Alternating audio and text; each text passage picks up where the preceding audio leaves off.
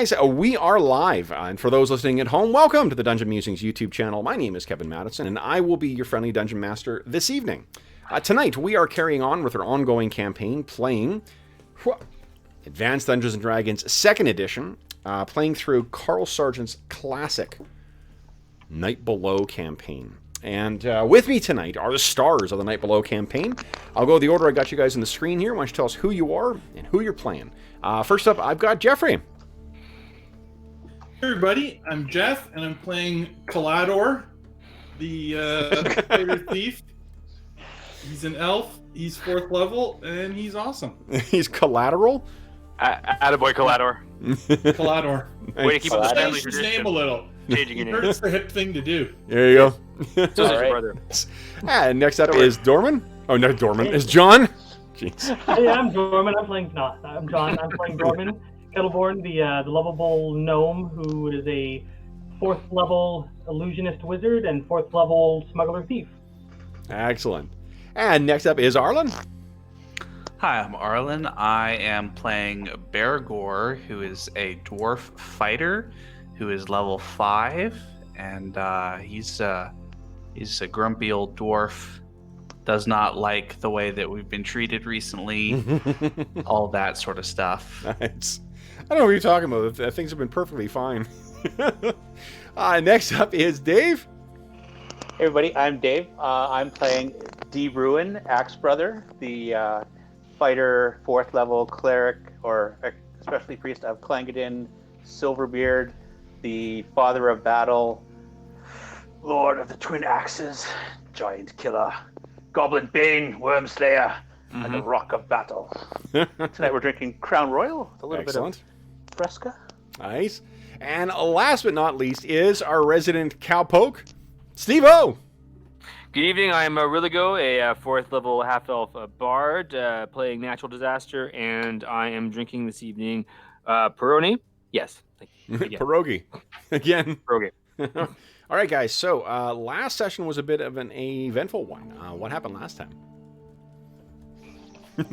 We didn't fight anything with your weapons, but there was another development. First, we got snubbed by the peasants, and that was, that's sort of understandable because they're going through a lot and all that sort of stuff. Yep. But we had killed a giant beast, a huge wolf, that had killed a peasant boy, and we were basically at in the morning after we killed it, we had sort of offered to say some words over the funeral, and they basically said we need time to grieve, all that sort of stuff. So we headed back to Milbourne, and then basically came up with a sort of what we're going to do next on some level, which is go to Harleton. But before going to Harleton to preside over religious rites and weddings and things like that, we decided to go to Lord Carmen of Milbourne's mansion and demonstrate to him that we had found out what caused the new mire, which was kind of our major, Act 1 arc overall. Mm-hmm. And then there was some... and that went great, and there were no issues. There were some issues, some kind of role-playing stuff. He did not want to, after we handed the ring to him, give it back to us, and that made some player characters a little annoyed, and he seems to think it's within his right based on the ambiguously worded contract, and so we had a bit of a standoff with the guards, and then eventually decided to leave, and then talked to some of the people in Milbourne who were sort of like, well, he's the Lord, he gets to be a dick if he wants to be. And that was about it. Mm-hmm. His way or the highway is basically what we were told. Last thing I guess that you did notice was, or that you noticed that happened, was a discussion with Semheist, but we had some issues with like a lot of other streamers apparently during this crisis. There's some issues at ISP, or something's going on with OBS and or with the servers, and we're seeing some lost connections. So I will say before we dive in here too, if we do, for those of you who are watching this live, if we do happen to drop out, we will be back in a new stream. It'll keep going. For those who are listening later, this will all be one seamless thing that if we do have that issue, I'm going to upload it anyway, so you won't notice one way or the other. But that will avoid the problem of losing some of our conversation with Semheis that we did have happen on Wednesday's session. But what was the gist of the discussion with Semheis? I know it was Chael who was doing most of the talking there, and Will's not here. But what do you guys recall about that? Yeah, so Chael basically was sort of concerned with how do things work in the human world, because he's an elf, and so it's a little bit strange. All of these. You may be too young for it, Arlen, but in retrospect, he did the unfrozen caveman lawyer thing. I find your ways so strange. Well, anyway, so Chael was basically concerned with whether or not Semheis's assessment of Lord Carmen was fundamentally good. Chael's concern was about the possibility of misusing the ring, and so he was kind of saying, look, we don't know the ways of all of you, so if you trust him, we'll trust him with the ring and all that sort of stuff. Seems like Druin was more concerned with the kind of lawful, especially with well, Dave, you can speak for yourself. Why don't you tell us what Druin was primarily concerned with how we were treated. He basically lumped us in with every other mercenary group that's ever come through, and all of the goodness that we've done for the land is somehow irrelevant because, he can't trust us to keep something like this on him. So it was kind of how it came out, and Druin was a little ruffled by that. Like, we put life and limb on the line to save your land and help your land and help you, and you're going to benefit from it, and yet you still don't trust us. But that is just characters. That's not really, that's true. He's also a bit grumpy. All right. Well, I mean, he does keep getting, webbed and set fire and all this other stuff. So pits in front of him, and yeah. Well, and a certain elf might have spit on the floor in front of the guards. Yep, that was not forgotten when they left. All right. So, guys, this is we're still at the same day. Let's pick up from kind of the same day. You guys have just finished talking to Semheis, who is the local priest of St. Cuthbert in Milbourne. Let me move you back over to Milbourne. I just didn't want to come in with that washed out thing. So, but in my defense, look at Darius's face. The guy looks like a crook. Doesn't he? That's entirely accurate, actually. Yeah. I'll say too, this is session 40 today, guys. So congratulations. This is campaign's got some legs to it. Surprised we a haven't had long any time for the face heel turn, but it's coming up right now. It's the face heel turn. That's John. What'd you say? I said I'm surprised we haven't had an actual fatality yet. Not for lack of my trying. I mean, you guys are very brave Well, and we've stalwart. been below zero more than a few times. Yeah, we've been below zero lots of times. Yeah. And you certainly had your share of reminders in terms of permanent injuries from it. So That's right. Yeah. I've got a limp. All right, so you're leaving the temple. You can see temples at the north end of town there. You guys are leaving the temple. You're in the cool shade of the trees there, the sound of the active town. People are happy and getting ready for Brewfest, and that obviously is a contrast to sort of the mood amongst the party. Does the town feel colder in some way? Does it feel less welcoming? Feels far more expensive than I thought it was going to be. Roman loves this place. I don't know about you guys. I like it here. I think the next time that Lord Carmen asks us for something and offers to pay us to perform services, I think we should offer back at twice as much. This is kind of the second bridge that Calidor's burned very recently. Hey, you don't have a trainer for your thief stuff, but hey. So you could set up shop and you could become that guy. I don't know if I'm interested in that. Yeah. So what is going to happen next, guys? We see all our 5 heroes have standing outside. I think what we'll say is that Chael said he needs to think on this or contemplate on this. So that's why we're not hearing anything further from Chael after he was so... Oh, thanks, bud. I think Chael has taken the word of Semheis that he trusts Lord Carmen and basically said, okay. Okay. That's how he ended his session off. Yeah. So. Yeah, that... well, yeah, I mean, what he said is that he had not given... And the other thing he did, too, is that he did remind, that Carmen had paid for... Like, you guys got the discount on training at one of your levels as well, too. He actually paid for the difference there. He didn't force them to do it for less. Right. Yeah. That's where we left things. So what are you guys thinking here? How are our characters feeling having spoken to the priest St. Cuthbert? I feel okay, a little thirsty. Play a little music, yeah. Real goes. The water is officially under that half bridge now, so. What about the rest of you guys? Well, how did we leave it specifically with him? We were supposed to go see him tomorrow, or tell him your position. Yeah, we were going back in the morning. Okay. So I don't know. Maybe he'll maybe he'll let us take the ring to Towster or to another place to get it fixed. Maybe he won't. Either way, it's also a ring of elemental control. Like, that's not something he should have, in my opinion. You just want it, you know it. Yeah, and it's the thing you gotta, like, in a broader context, again, you guys gotta think, this is a sandbox campaign. You guys aren't necessarily, there's nothing special about you guys as far as the world is concerned in general, and that's why the world is reacting the way that it is. That's what the world thinks. Also, nothing special about Milbourne.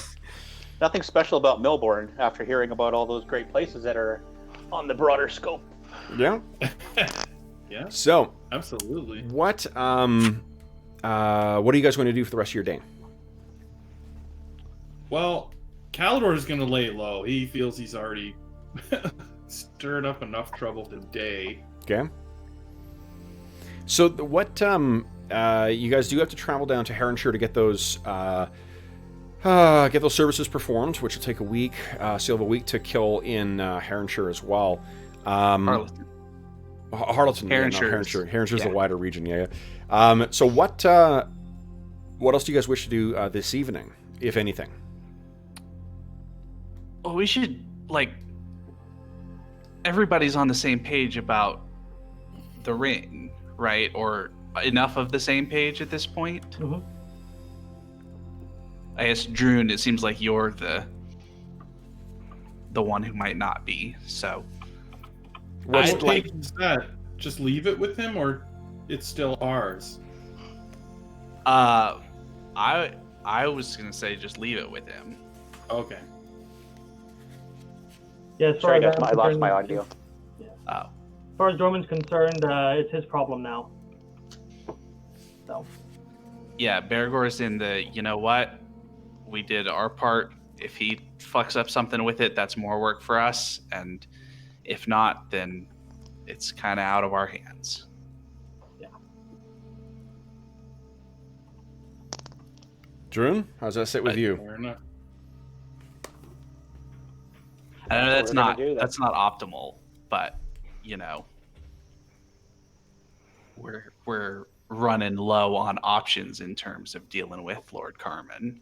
Mm-hmm. One option is to head up to Eastdale and say goodbye to Lord Carmen and just find somebody who, Well, we can talk about that as a next stage thing, but for right now, just in terms of what are we going to actually say to Lord Carmen tomorrow and who's going to go say it,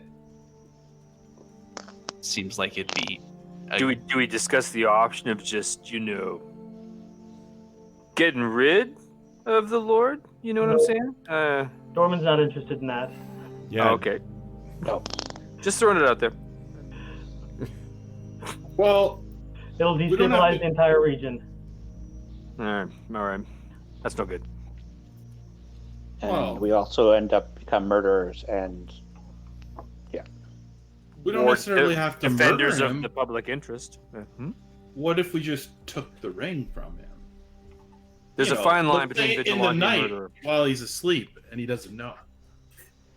if he has lawful control and he was just exercising his right, then he has every right to do so, even if we don't like it. We were under his employ, so yeah. He doesn't have Well, to be a and dick. Yeah, it's not our job to teach every dick in the world a lesson about manners. Right. Yeah, no. And the greatest lesson in manners that we might give him is to say goodbye and let him deal with his own problems. Mm-hmm. Fair enough. If that's how he wants to treat people who do good for him in his territory, then he'll have a problem recruiting people to help. So, just as a refresher, you were paid for that, Yeah. Mm-hmm. right? Paid for our Yeah, services. you're mercenaries. You did a job you were paid for. Yeah. That doesn't mean we don't have a conscience. Yeah, You know? like Uh, you were But- paid for that. Although, to be We were- fair to us, job was a whole lot bigger and stranger than it was originally presented as. It's Hey, not like hey, if you accept the bid, you got to deal with what's actually there. Yeah, True. 100%. But the spoils of what was in there was also part of that, and that was considered to us spoils of while it was also the result of or the cause of what was happening in the New Mire. It was also a spoil of war. It was on one of the creatures we killed. So That doesn't in our change defense, the fact that that ring would make. it doesn't change the fact that you guys were not doing things out of the goodness of your heart. You were doing things because you were paid to do it. that is entirely a perspective concern. True, and we also wouldn't take the ring out of the goodness of our heart. We would take it because it makes us a lot more powerful. No, but Exactly. but a specialty priest of Clangadin who's doing this kind of work is doing it because it is right for him and for the land, and showing his god his value. So it's partly to do it because it's the right thing to do. Mm. The fact that we got paid helps take care of training, equipment, making sure that we have food Mm. and enough water skins to survive Kev's adventure. Yeah. So then, anything else happened this evening then, as you guys are getting ready for the next day? And is the plan to leave the next day to head out to Harleton? Well, after we, deal with the Lord, yeah. That's what I thought. If all we're telling him is keep the ring, just write him a letter. Let's get out of here. Yeah, just drop it on his doorstep and just knock and then run. What do you need to meet with him for? Now, That's I'll just deliver the asking news to if you provoke guys don't want to trouble. see him. No, I think meeting with him is more appropriate. yeah. you do All right. recall that there was discussion of further work as well, too, when you guys first reported back. Yeah, Oh, I good don't want point. Yeah. to. I don't want to cut complete ties with him. I just, Mm-hmm. Maybe we'll act like we're being noble and like let him keep the ring. no, just don't. Okay. I can't wait to see how this plays out. Oh, and if it helps too, guys, we had a couple people comment on the last video of like, "Fuck Lord Carmen." The effect, Exactly. effectively, Take the ring. that's Take the ring. you Take have the ring. viewers who are on your side. Someone said you should Of course. call them out like high noon. I am not suggesting that's the way to resolve this, but you do have Ooh, a sympathetic hearts. shootout. Ooh, A duel? Let's do it. cool. A duel. A banjo duel. Except is that like the equivalent of a dance-off? Yeah. Yeah. Jeez. Okay, so let's see. When if nothing else of interest is happening tonight, if no one's doing anything tonight, we can kind of handway through that. The evening passes relatively uneventfully, and next morning comes. And what were you guys? Are you planning on meeting him on the way out of town? Or are you meeting with him and then coming back and finishing your preparations, or what's going on? You just go there on the way out of town. Yeah. Okay. So, and recall he was picking up the tab for you guys staying as well, too. Yep. So, you guys make your way over to the... Well, so wait a second. Before you say all of us go, not all of us necessarily have to go, and some of us who have been ruder than others, we could consider having them wait outside. Well, Calidor was not intending on going. Yeah. Okay. Okay. That's what he's talking about, It though. seems like there's kind of two ways to go about it, and one is have the characters who are particularly, assuming that we're not burning the bridge entirely, and we want work from him, have the characters who were particularly troublesome, for lack of a better term, be the ones to, make it clear that they're not of that position anymore. Or we just leave them outside and hope that sort of gets glossed over. This is the conversation that every parent has with a kid before going into a restaurant for a family dinner. Are you going to be okay? If you're not good, you're staying in the car. Druin, I guess that's directed towards you. Druin is not staying in the car. What about Rilligo? Is Rilligo coming in? He doesn't want to stay in the car. Okay. Calidor, put it on my music. You can listen to your music while you're in the car. All right. Yeah. So, then the... Calidor will stand outside with his weapons ready, basically. Okay. Okay, Like- Not goes like down. bow drawn, brother. but like like hand on the sword. Sir, He's what listening to waiting Cypress Hill. outside. are you doing He's outside like- this bank with that gun? Yeah, exactly. It goes What am I down. Rob it, I you mean, better nothing. Be ready. All right, so guys, so the four of you go in. One of the things that is different this time from previous times is that the guards are taking your weapons before you go in to see him. I need that. So they take them, and then the steward kind of looks down at you. He's the one who answers the door and sees you at the end of the sort of walkway there, Calidor. And as he lets everyone else in, the last thing he does is sort of fix an eye on you and kind of give a, as he closes the door behind him. You probably had to clean that up. You probably had to clean it up. You're damn right. So he leads you guys in, and Carmen, this time, unlike others, he is not, nose down in a book while he's, when you guys first walk in. You have his full attention as he walks in. Door opens and he's sitting behind his desk, the big, battered old thing, and he's looking at you guys as you walk in. Unlike other times as well, too, two guards follow in behind you guys and stand near the door. So Just go ahead. for my own personal edification, how does 2 guards compare to the number of guards that marched in last time? It is less. Last time there was probably 4 or 5. Okay. It was kind of everyone from everywhere came. So they walk in, and these guards are armed.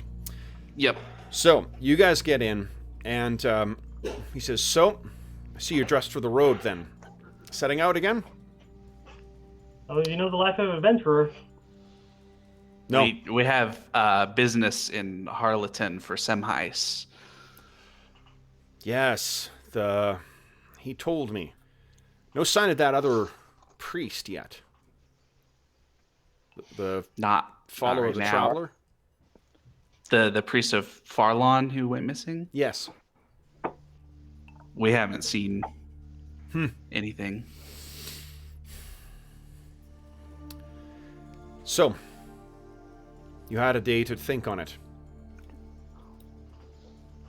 You had words from me last time, dwarf. Have you any more? Druin's standing near.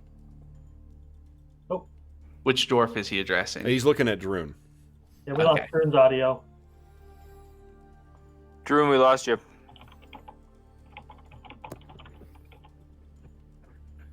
Dave got kicked from the hangout. Oh my god. Jesus. Hangouts has, if nothing else, has a sense of timing. Good Yeah. lord. So Druin pushes his way to the front and looks at Bergour, and he's like, "Don't worry, don't worry." And then he's like, "I may have overreacted yesterday. I want to formally apologize for being confrontational. I merely didn't take well to the appearance, no, perception that you didn't trust us, given what we had done for you in the land. So, that's on me." Until yesterday, you gave me no reason to distrust you. Why would I distrust you? You did the job, and you did it well. We were under the understanding that any item that we found during the, purge of the problem would be something that we keep, Well, and we dwarf, thought that was ours. So before you interrupted me, what I was asking is what you would want for it.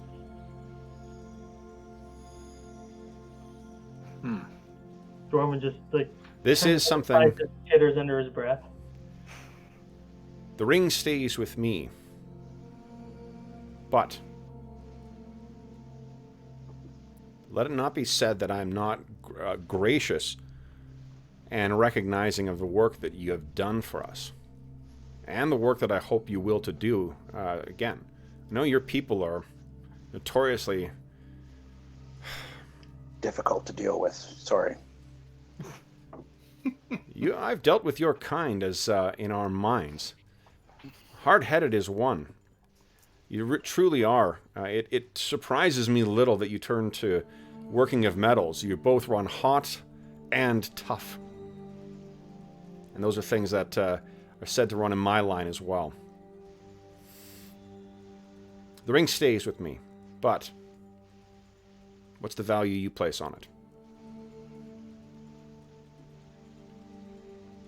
Would we have figured that out prior at some point as characters? Well, we haven't talked about it, so... None of you guys have. Yeah. Then allow me. Could we have a moment to discuss it amongst ourselves before we give you an answer? Or have you done some kind of research? He looks, do you trust me then? I'm happy to hear your offer. It's not an offer. I trust you. It's the value I place on it.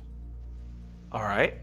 And he looks over, and the steward, who's sort of lurking in the back, walks over to the side, walks over to you, and then conk, puts down a fairly large chest. It's about a foot and a half by maybe about... no, it's not quite that big. It's about 3/4 of a foot by about half a foot. And then it's about half a foot tall as well. I was hoping for a box about... I paid you... what did I pay you again for the task? What was it, 150 each?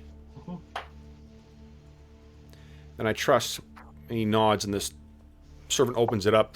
You see, neatly folded in there in rows are a bunch of gold coins. Sorry, it's a bunch of platinum coins. I trust 180 platinum will suffice. It's 1,800 gold pieces. Is that just out of character? That's total, right? Not per character. Total. Okay, no, that's fine. Yeah. and where's my box? That's totally... No, that happened in character. I need it for training. He shakes his head and he says, there.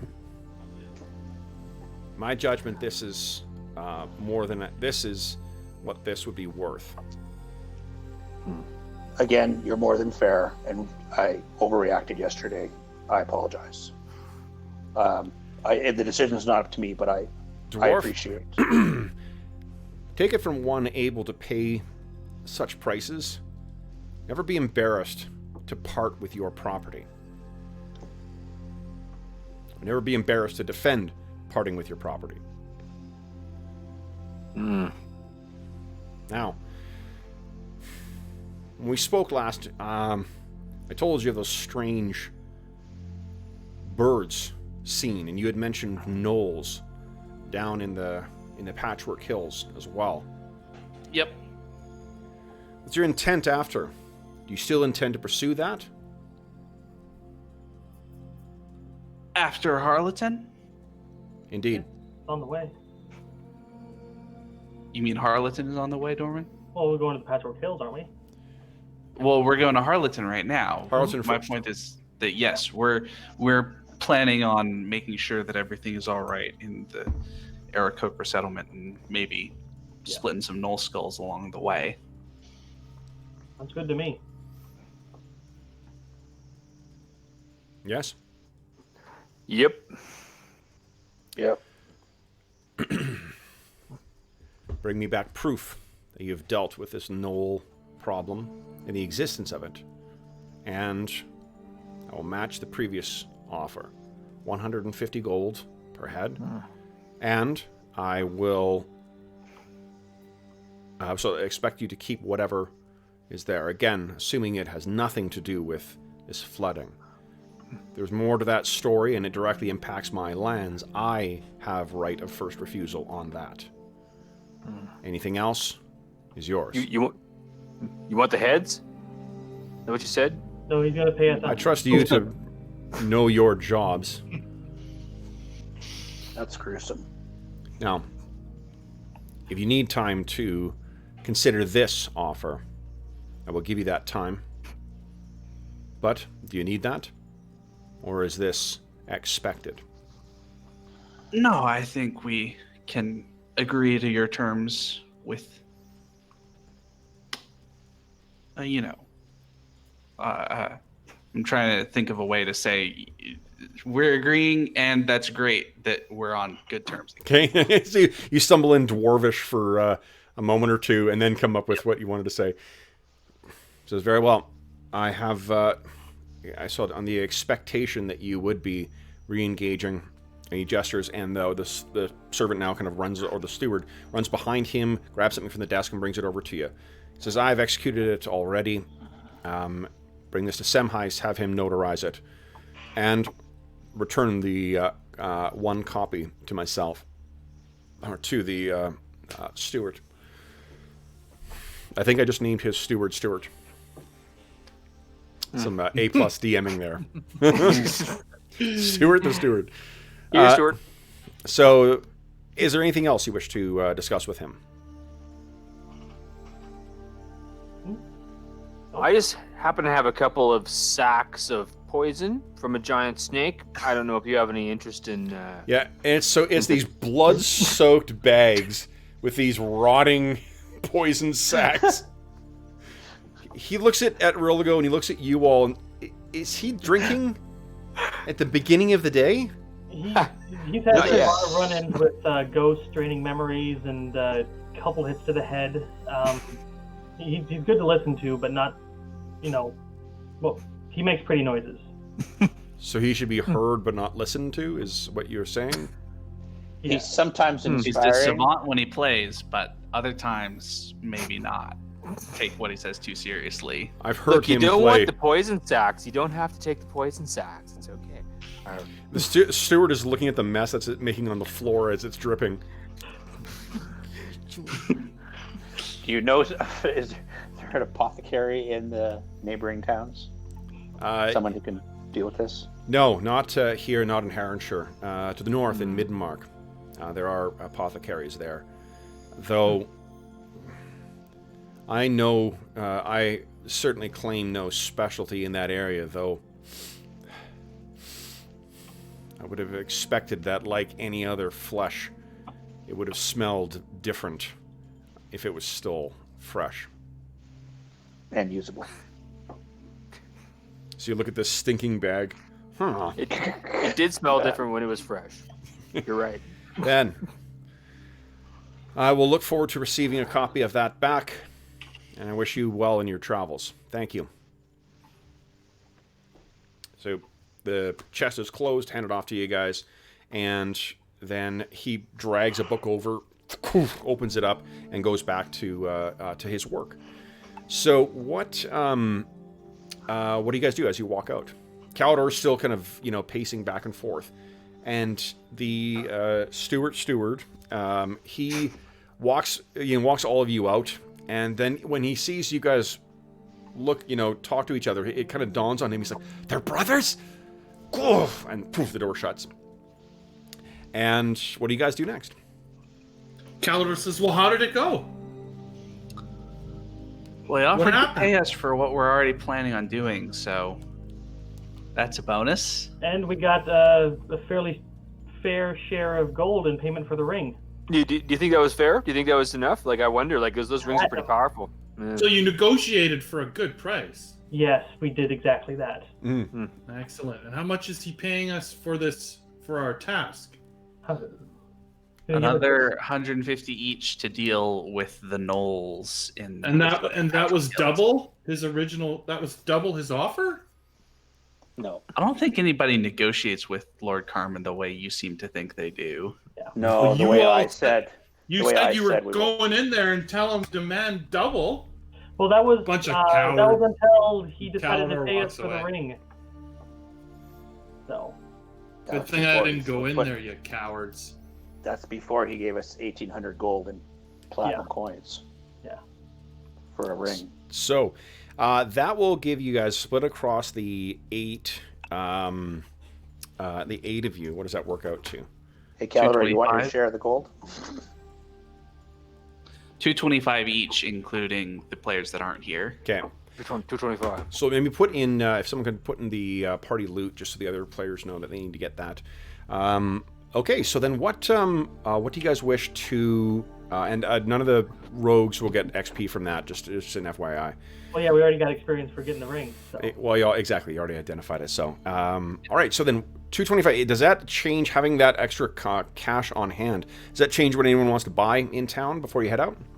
Can I pay towards training so that I don't have to carry the coins with me? Yeah, absolutely. If you want to do it with... well then I'm gonna put 300, give 300 gold to Rendemus for the next level of training. Sure.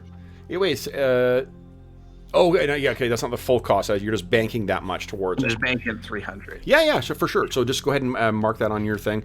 The rest of you guys are free to do that as well.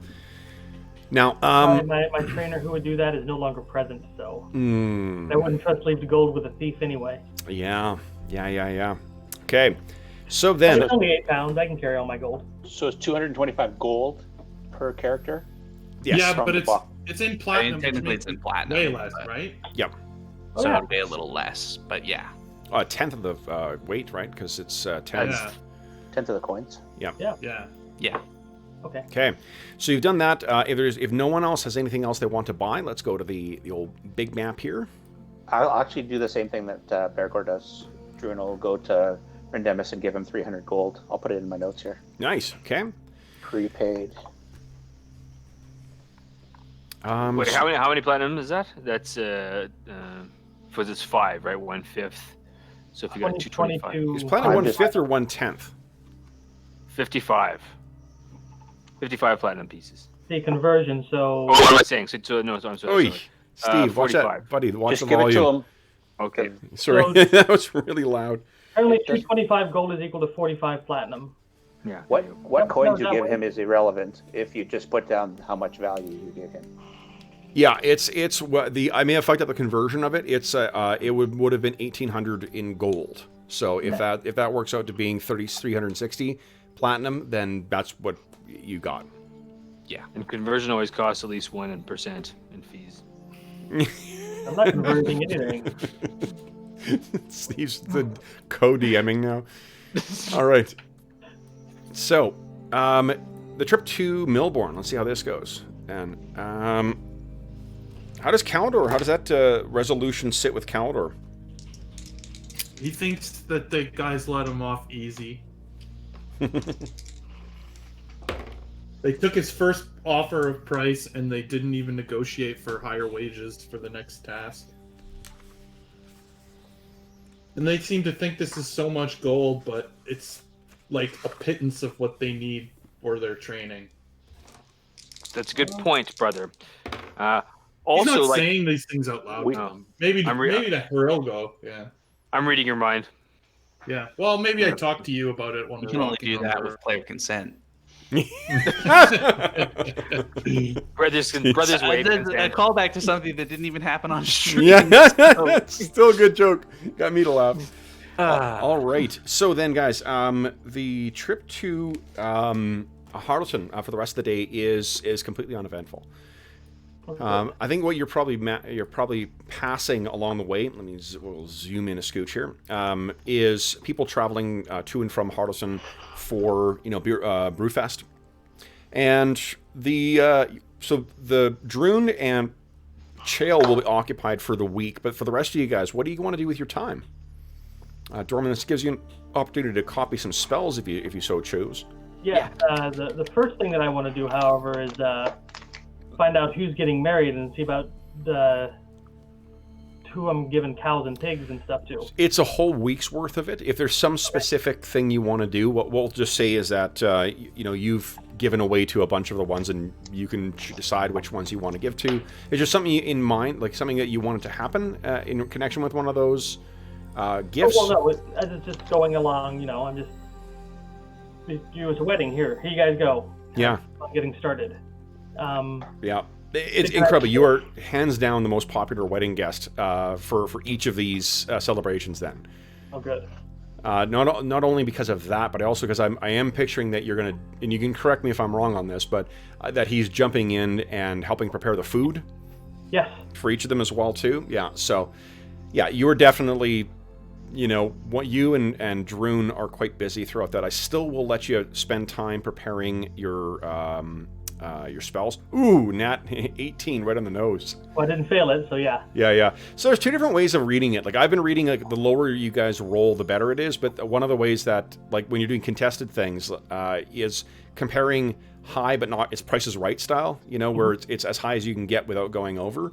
So I'm fine. What way would you guys prefer reading the results for proficiencies? I like that method. That way you have,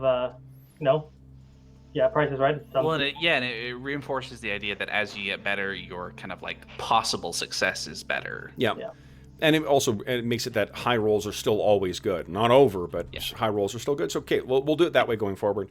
Because Druin only has an 8 in his etiquette. And rolling a 1 doesn't necessarily mean he did fantastic. Yeah. Like it's a success, but like having an 8 and being successful is better than... Sure. Yeah, that absolutely makes sense. So then that's what we'll do. We'll just interpret it that way going forward, because I've been doing it the other way before. But yeah, so it is, Dorman, this may be, some of the very best cooking you've done in your career. Nice. This is truly memorable. Do you have any ideas of what kind of meals that you prepared? Are you changing it up? Are you giving the same cake each time? Are you what? Yeah, I'm gonna change it up, but I'm gonna use the local specialty, the pickled eels and the eel pie that I learned in Milbourne. I'm gonna put my own special twist on it with some jam that I got from the farmers from the Selrick farm. Mix that into the cakes. Nice. Yeah. A little fieldberry compote with the eel. Look at that. Nice. So. All right. And Druin, tell me about the ceremonies. What sort of what are you thinking that Druin's doing it to? Is he adapting these ceremonies to be appropriate for humans? Is he just doing they're not dwarves. You're not, This was not something Druin had ever thought about doing. He arms the groom and he arms the bride. Go. So he's like literally been like talking to people about, so what was your wedding like and stuff like that. Whenever he gets some like time in the tavern and whatnot, he's like making mental notes. Okay, so it's not like brothers in arms. And it's not like a bond of armor holding it up. No, it's like I got to come up with some better metaphors and analogies because what's in here is not going to be what they want to hear. Is the most shocking thing that neither the bride nor the groom wear armor on their wedding day? Yeah, and they're not like, clinking freaking axes at the end or something. I don't know. Yeah. Druin basically just he stumbles through the first couple, and then he starts to get into a groove because he's part of the church and he's learned some doctrine and stuff. So he's able to come up with some things to say. But yeah, the first couple weddings, people are probably like looking at each other like, what? There's probably one or two times where you'll just in the back just clapping away. Hell yeah, that's what I remember. You probably like the first one. There's one or two moments where there's kind of like a shocked silence where they're like, "Oh, did he?" But then Bergour bursts into yeah, and it's where he says like, now you can have a piece, and they're like, I said you can kiss her now, damn it. And it's like, and then the guy's like totally shocked. So after one or two of those, though, because it's basically the same crowd coming to each wedding, so once they sort of realize what they're in for too, the crowd really gets into it as well. So if it, I don't know how solemn or how rowdy you see your ceremonies being, but if it is the latter, then they definitely are in for that sort of experience as well. I think the evening weddings are also a little bit more fluid because Druin's gone for a couple of drinks between the afternoon ones and the evening ones. And so he's like, he might slur a little bit, but overall he's more fluid. He's more, like the words are flowing. He's not so nervous. So a bit of a surprise too. Old Grizzler's come down for the weddings as well too. It's been a while since he's seen dwarven officiated things, so he's come down to enjoy you guys. So you definitely have a drinking buddy throughout the day. So we know that Riligo and Dorman are going to spend their time studiously indoors when Dorman's not slaving over a stove, and when Riligo's not playing. No, this is fun. When Riligo's not playing music at the with the other sort of locals. That's right. Soft music in the background. I can do a little bit of wedding stuff. I've done that before. Yeah. Yeah. Can you play Funky Town on your lute? You better believe it. Yeah. So what about Calidor and Bergour? What are you guys doing during this week? We'll get to the mechanics of getting your spells learned afterwards, guys, but just figure out what Calidor and Bergour are doing. What are you guys thinking?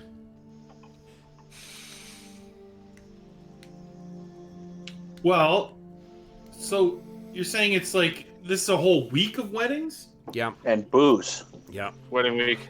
So one thing just to give you a little, I'll give you a little bit more color to work with here too. One noticeable difference from the last time you were here: this town is full of puppies and drunk bridesmaids. Puppies and drunk bridesmaids. Okay. That was your time, Calidor. Calidor would just be enjoying the party atmosphere and, Yep. dancing to his brother's music and just sort of having a good time because there hasn't been a lot of that lately, so you would be enjoying that. Okay. I mean, the first weddings would take place right after Brewfest as well too, so you would have a chance to actually party up, whoop it up at Brewfest, the late fall, the end of summer, beginning of fall festival. So yeah, you that sort of kicks things off, and then it's just a series of parties going forward for that whole week. Bergour, what about you? What are you doing with your time? I think probably kind of similar to Calidor, not really anything kind of particular beyond just enjoying the environment. He's probably giving Druin shit about now we're both going to drink 4 of these and then you're going to go up and do the wedding, right? Or something like that. Last time I drank 4 of them, I couldn't get the first set of words out. I'm only going to stop at 3. All right, I'll drink your extra, so you'll be 2 down for afterwards. As long as I'm not paying for it. Nice. All right, so then, nice. Yeah, that works. Oh, that's fantastic. So it is very much the kind of, long-awaited party type atmosphere, with Dorman standing in for Gandalf with the fireworks and the rest of you guys sort of making your way around. And you picture it sounds like, and you can tell me if I'm wrong on this, it sounds like it's going to be a lovely week for all of you.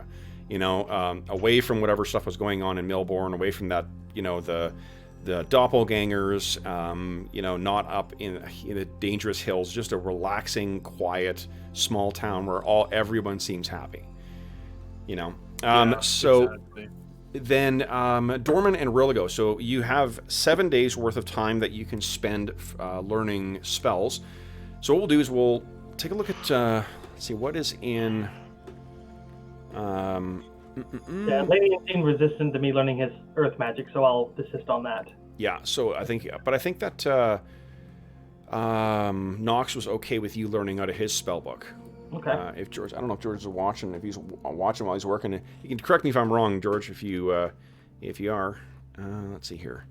So his spells. My first time copying spells.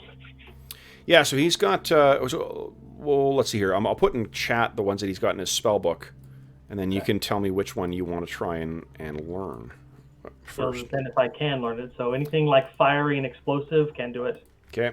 He is unfortunately an evoker, so that will limit you. You can also copy from Riligo's book as well. So that's what's in Knox's spell book, guys.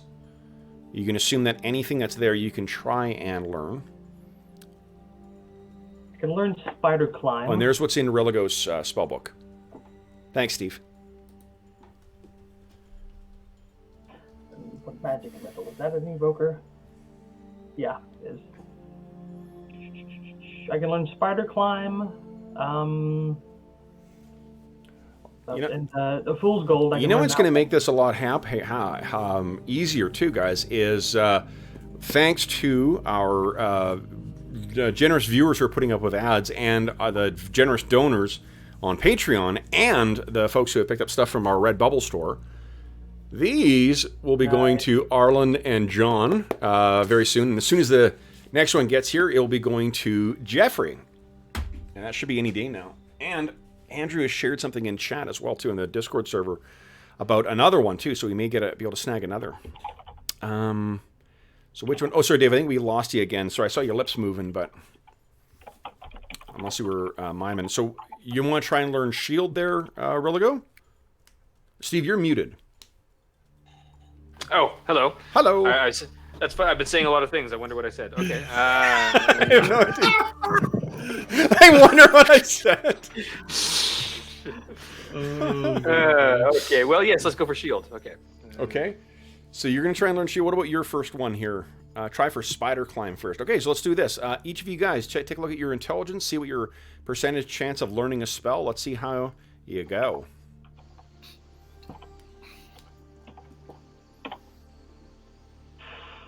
Oh wait, I messed that one up again. You did. Yeah. What am I rolling against again? Just rolling a D100? Right, but what your intelligence is what? 16, 17? Oh yeah, 16. That's right. Yeah. 16. So I think you've got a 70 chance. Is that right? 70. That's correct. Yep. So just roll percentile. Roll percentile. Yep. And it takes up. Come on, baby. Come on. Here we go. One, 9. No. Ain't that one? So what's the backup one there? Spider climb takes 5 pages. And right, and it's 1d. Hold on. 1d6 minus 1 plus a spell level. No, but it's for days that it takes though. Isn't it the level of the spell plus d2? I don't remember. Druin, can I check out your spells? Yeah. So 1d2 plus 1. So 3 days. Okay. Okay, so 3 days have been taken up getting that thing copied in. What your next one is going to be Detect Undead. Steve, you still get to... That doesn't take up time to figure out that you can't learn that one. Do you have it? What's the next one you'd like to... Oh, you want to see what Dorman's got available first. Yeah, I think so. How about the pages? Because these are how many pages it takes up in my book. Yeah. I'm not wild about the rest of them that George has. Okay, oh, thank you. Lots of stuff. Color spray. That's cool. That is a very nice spell. I may not teach that to you. What? Okay. Detect magic. It's okay. Alteration grease. That's kind of cool. Hold portal. I like. Oh, it's multiplied by D2. Level of spell multiplied by D2. Oh, so okay. So that's 2 days. Takes up 5 pages. Jesus. Yeah. Complicated. Oh, I like this. These are pretty cool. Mind you, I shouldn't take up too many spells, but Roman has a lot of good spells. Yeah. But Hey, Bergour, we should make sure that all the wizard's new spells can't hit us while we're in the front. the only spell I have that can hit you Should be is like a new rule. Does it automatically hit the bad guy? Yeah, okay, you can take it. Okay, so Steve, which one do you want to try for next? Let's try for. Steve, I don't think you can cast second level spells, so. you can. Can Yeah, you? again, yeah. Okay, yeah, then you're good. No, invisibility is good. Okay, so is color spray the first one you want to learn? Sure, let's try that. Okay, so give us a roll again, another percentile roll. Boop. Yes. Give us a D2 roll. 1D. Roll 1D2. Oop. 1. 1 day. Okay, so it takes you 1 day to learn that. Nice. And then okay, and then roll for the next one. Okay. Oh no, hold on. Yeah, Dorman's rolling for Detect Undead. Yes, you learned that. Give us a D2 roll. Let's see how many days it took you. Oh, times the spell level? Okay. So 4 days, so I'm done. 4 Is days. that pages okay. 2? Is that pages 2? No. So- Yeah, it's 1D. What is it? It's the level of the spell plus 1D6 minus 1. So plus 1. Okay. That's how many pages it takes up. Geez, these are lots of pages. Yeah.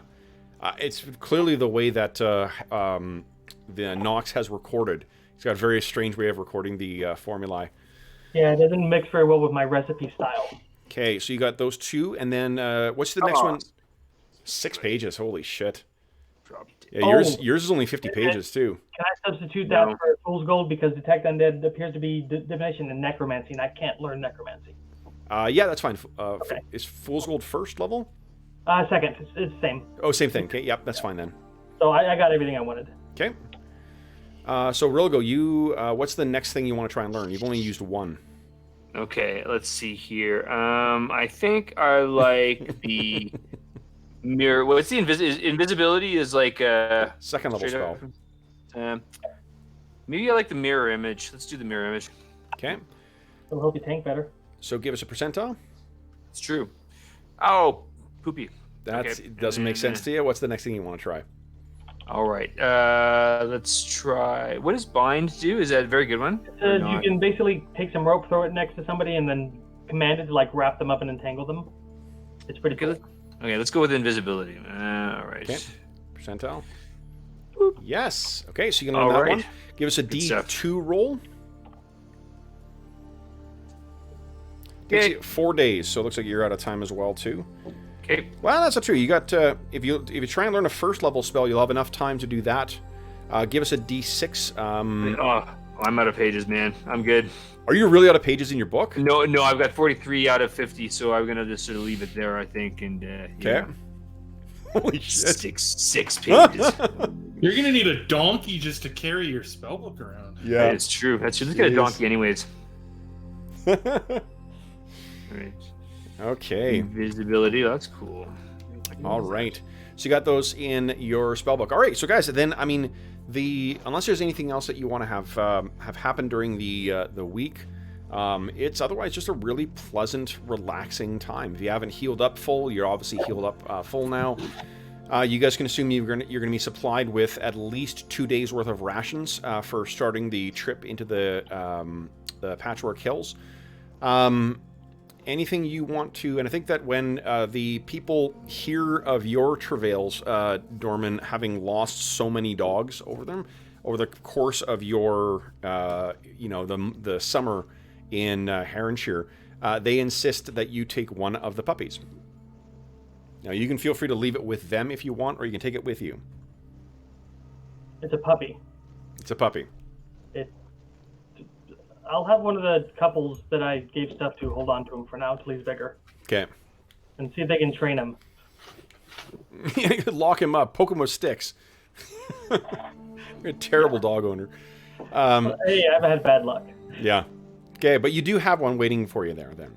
Okay. Okay, do you guys wish to pick up anything else from here, or are you guys ready to head on, head on your way into the Patchwork Hills? You have had time to talk about strategy here. Now, as a refresher, I guess what you guys know about Noels is that they are, big dog-headed or jackal-headed, humanoids.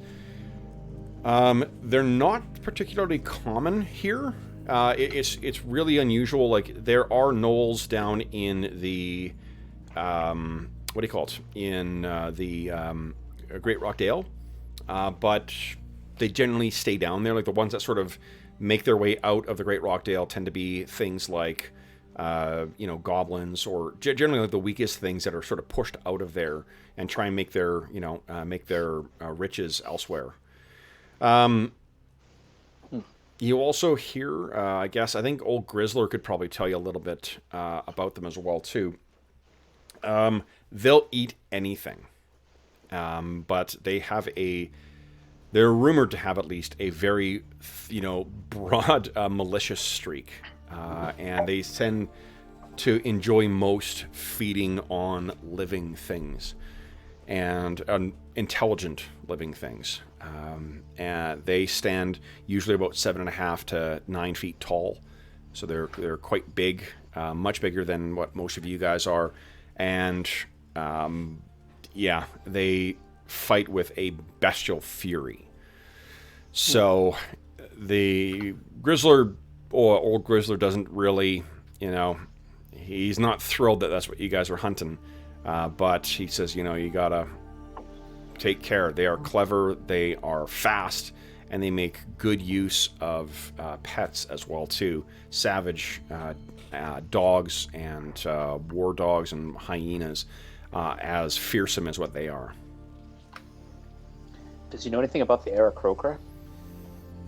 Like, do they live in giant trees? Like, what do they? Never heard of anything. Never heard of them. The Aarakocra that you guys had encountered before, that you encountered. Remember, it was something that you guys had really like never seen before. Something totally foreign. Something totally. It's not a species that is quite common. I think that if I was right, Elanion, I think, knew something of them, or maybe Calidor, because like the elves would have at least some awareness of the Aarakocra, but they don't really occupy the same kind of space. Flying creatures tend to sort of stay, flying if they can, because that's what they're built for. But I think that Serene did tell you guys something about that, didn't she? She mentioned About the Aarakocra? Yeah. About what to expect from Featherfall? Was it Cliffside or something? Where's my notes?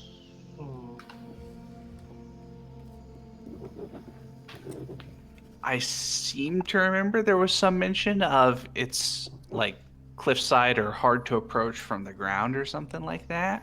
I think she mentioned it was at the edge of the Patchwork Hills. Yeah, and at the edge of the Patchwork Hills and the Thornwood, about where they meet. Yeah. So there is, like, effectively kind of, for a good chunk of it, right near the about, I don't know, a couple miles south of where the Patchwork Hills meet the Thornwood, down there starts this cliff face that sort of runs for quite some distance towards the southern, the lands just south of the New Mire. So cliff face. Do we have any like climbing gear? I do spider climb, and I do have rope and pythons and a hammer. Wonder. Who else did anyone else bring climbing gear? Yeah, you would have had an opportunity to talk about this in the month and whatever you were in Milbourne, so I'm fine with you guys buying if there's other stuff you want to snag. I have spider climb and rope. Yeah, but rope is only going to go so far. Rope doesn't go up very well. Yes. One of Rilgo's adages that'll be included in his memoirs. Rope doesn't go up. Rilgo's rule number 138. Rilgo's Don't rules. push on a rope. That's great. Oh my god, we got Bergour's tactical advice for adventuring companies and Rilgo's rules. What's that one from? That's from Cocktail with Brian Brown and his rule. What's that? Murphy would. Whatever his rules were. Yeah. So I prefer the transporter. No names. Rule number 2. So what are you guys doing then? Anything you want to do before you leave Harleton, or are we ready to venture forth into the wild again? And ready for the wild. Calidor doesn't need any climbing gear, so We want to get ropes he's got. like mounts or something. Like we just entire party just have like ponies or something to ride. Ooh, who wants to pay with fool's gold? And we'll just go buy some horses somewhere and then just like pay with I like. have spent a lot of real gold making a name for myself. I'm not with him when he does this. The thing is there's not really you can't buy, like, because there's just no market for them. You can't buy riding horses in Harleton. You can't buy riding horses in Milbourne. You can't buy them in Thurmaster. They're just What not. about a giant goat?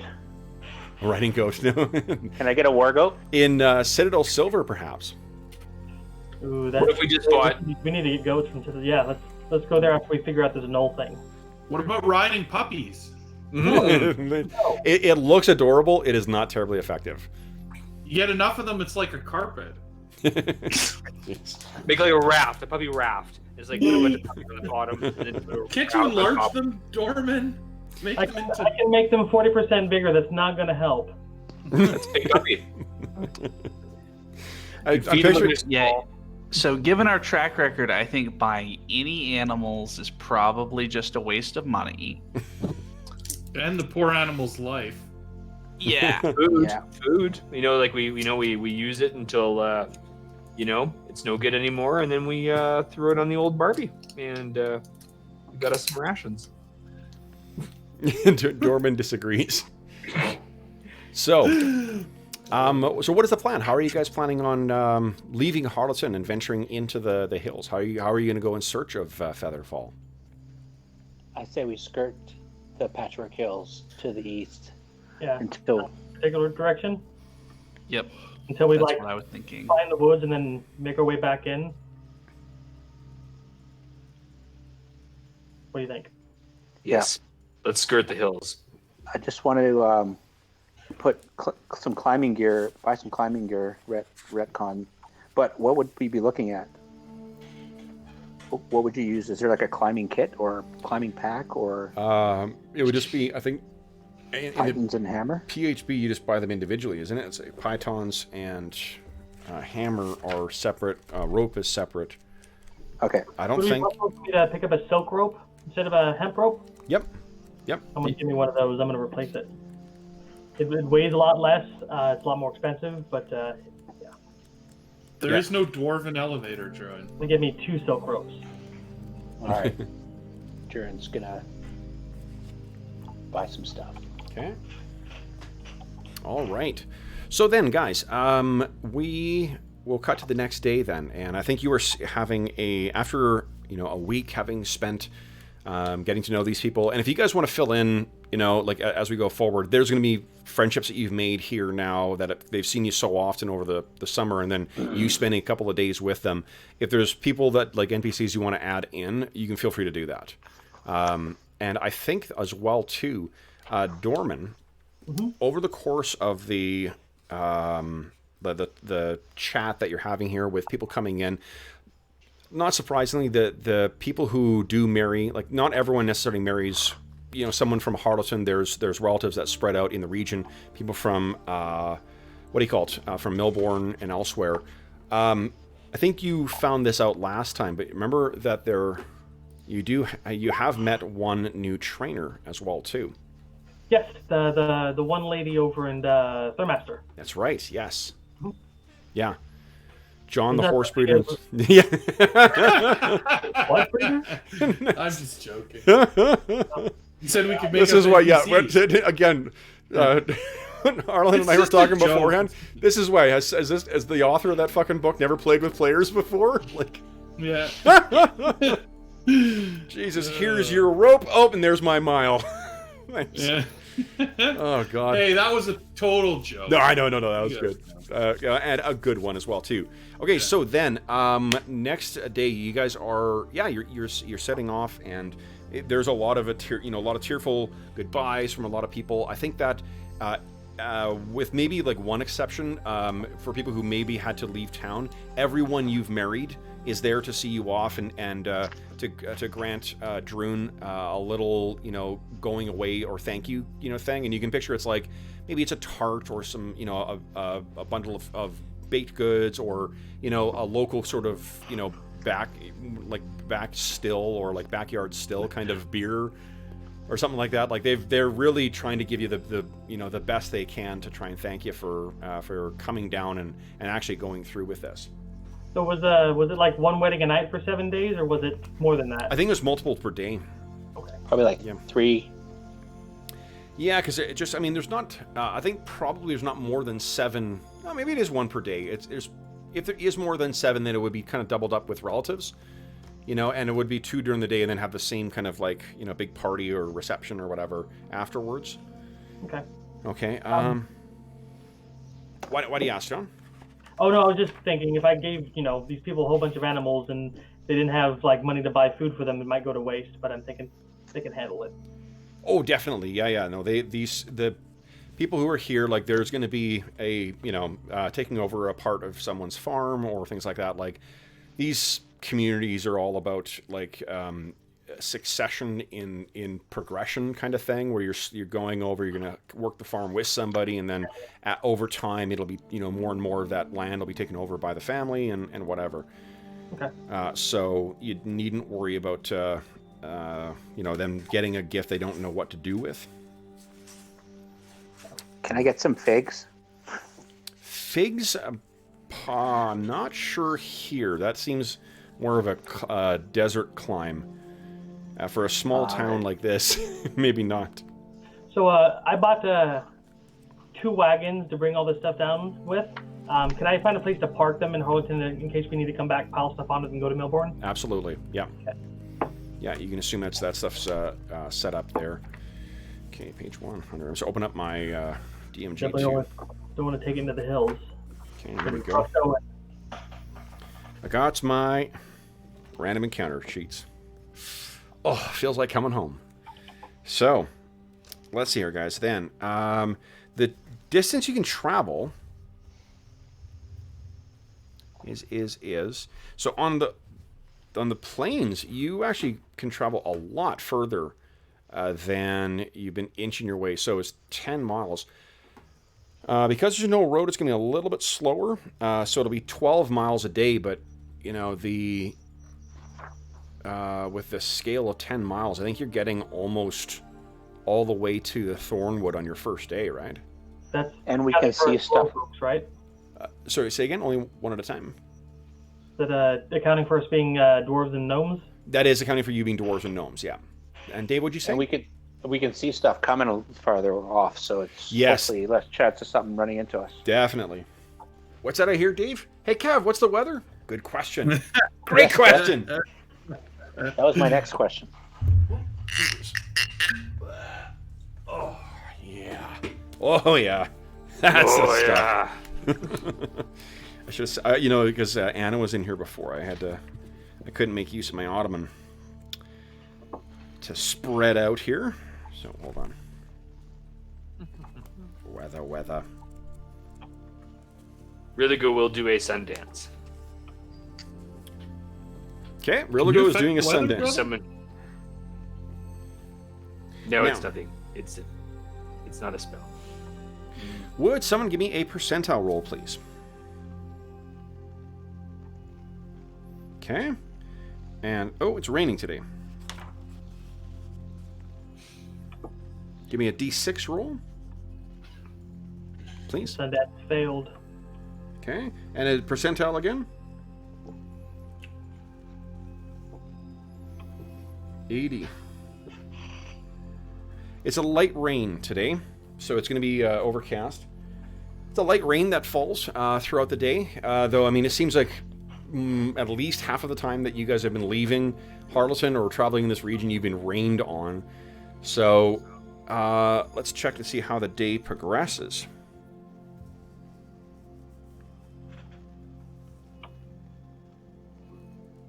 All right. Okay, and so go ahead and move yourself about 12 miles along the edge there. I think you guys all have control over the token, do you? Or does no one have control over the token? Well, it was my old token, so it's probably me.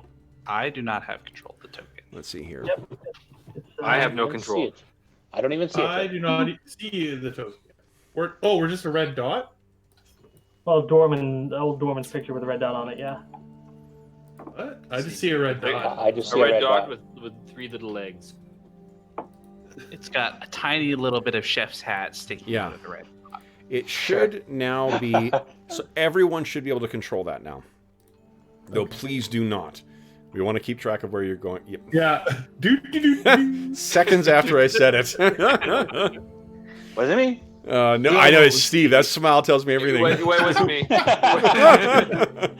Rilgo, roll your bluff check. Whatever the DM. opposite of a yeah. poker face Roll- is. That's what you Rolling got. bluff check. Here we go. 6. All right. All right, so yeah, so it's, I mean, the rain, unfortunately, does not last for longer. It's only an hour, and then it's just, it's otherwise an overcast day, traveling along. The first little bit of your day is spent traveling through fields and farmlands, and you can see the terraces up in the northern part of the Patchwork Hills, but by about mid-morning, you've left those, and then all you see on your right are the trackless Patchwork Hills. And as you're making your way forward, I think it's by where you are now, you likely can see a bit of the green showing in the distance for the thick and wild thornwood. And because you guys are at the very base of the, like you're outside of even the foothills of the Patch Road Hills, I think that when the sun starts going down, it begins casting very long, dark shadows. And you guys find yourself making camp for the first time in a couple of months. So this is what's sort of the chatter around the camp as you guys are setting up camp for the first time, and like it's been a while since you've had to do this. You've been sleeping in comfortable beds. You've been Yeah. So good to be back out in the forest. I'm so excited to be out with you guys, just chilling out here in the woods again. It was so quiet having it in my own room. Jeez. Dorman, I picture, is getting the camp ready. What about Calidor and Bergour? You definitely are back in the wild again now. This is this is not cultivated land. This is, you're seeing like the odd tree and whatnot that is left over from either that blew out and grew out here, over the course of decades, or not the tree, the seeds, and grew out here over the course of the decades. But it's mostly just rolling wild grass. And it's also probably quite muddy because it was raining in the morning. So you've definitely got the look of having been on the road again. Who you guys are keeping the usual rotation for watches? Mm-hmm. Okay. Yes. So you pitch your tents. You guys have your campfire going. It's easy to find the stuff you need to keep your campfire going. And yeah, the evening, much to your DM's chagrin, passes uneventfully. Oh. Morning comes, and you are making breakfast. There, Berg or Dorman, I think. Am I right in thinking that you're probably the last one keeping watch that transitions into you making breakfast? Yeah, pretty much so I can start stoking the fire, getting it up and making food. Okay. And between stirring the pot, I'm usually looking down at my spells and deciding what I want for the day. Okay. Give me a sec here. All right, so I need to set something up. For no reason. We got attacked, guys. I don't know why you would be thinking that's the case. I maybe It's that's a why I horde of wild. make a pretty picture for you. You know? Right. It's a horde of rabid While you're puppies. setting that up, I think that Calidor was expecting to hate being on the road again, but I think he's feeling kind of glad to be away from people for a bit. The humans have been irritating him. Nice. I don't like humans either. You're okay. You're half elf, brother. That's right. Slanders lies. Okay. Aren't you half elf? Yes, have a. Otherwise, he couldn't be a bard. Okay. Now, would someone kind of give me a D6 roll, please? Sorry, D10 roll. Boop. Nice. Okay. Rogo's already beat you to the punch there. Okay. All right. Let me check something on my end here. Okay. So, then.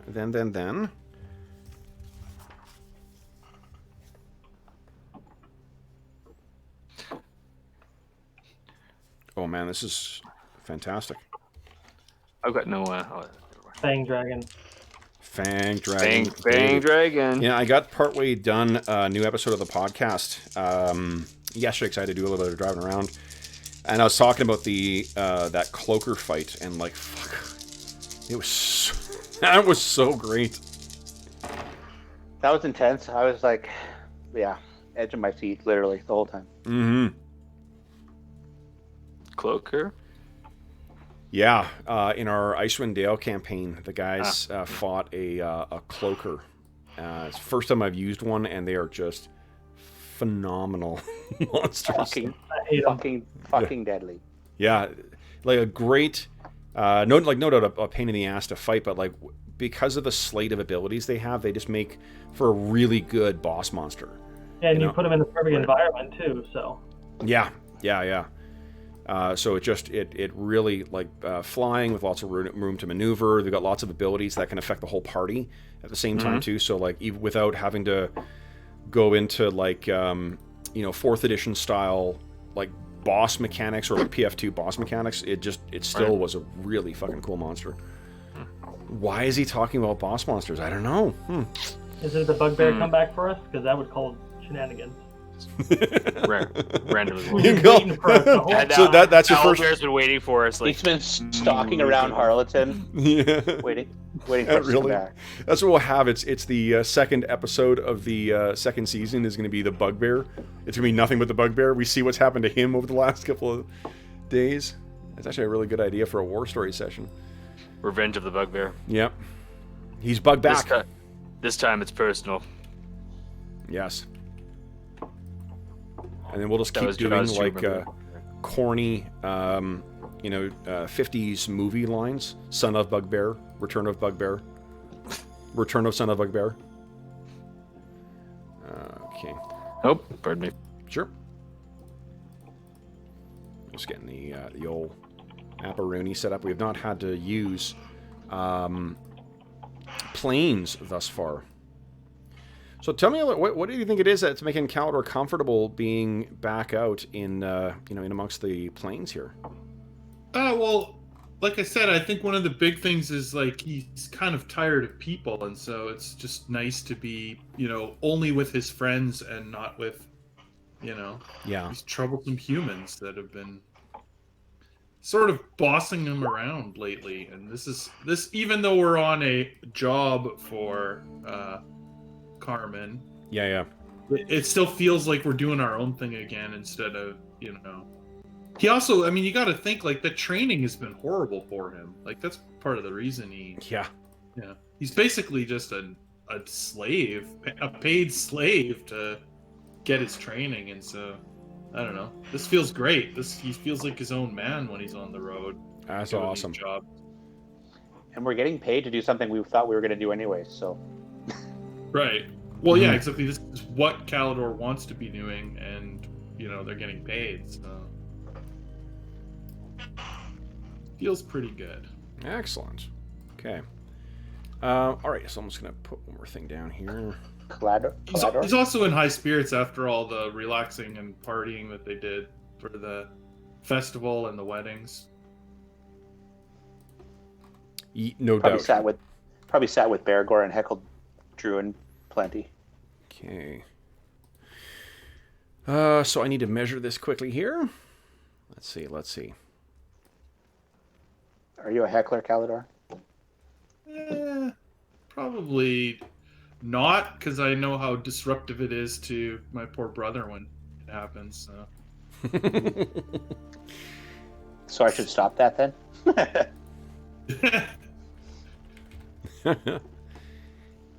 Oh, jeez. Hey, did your what do you call it? Did your package show up yet, John?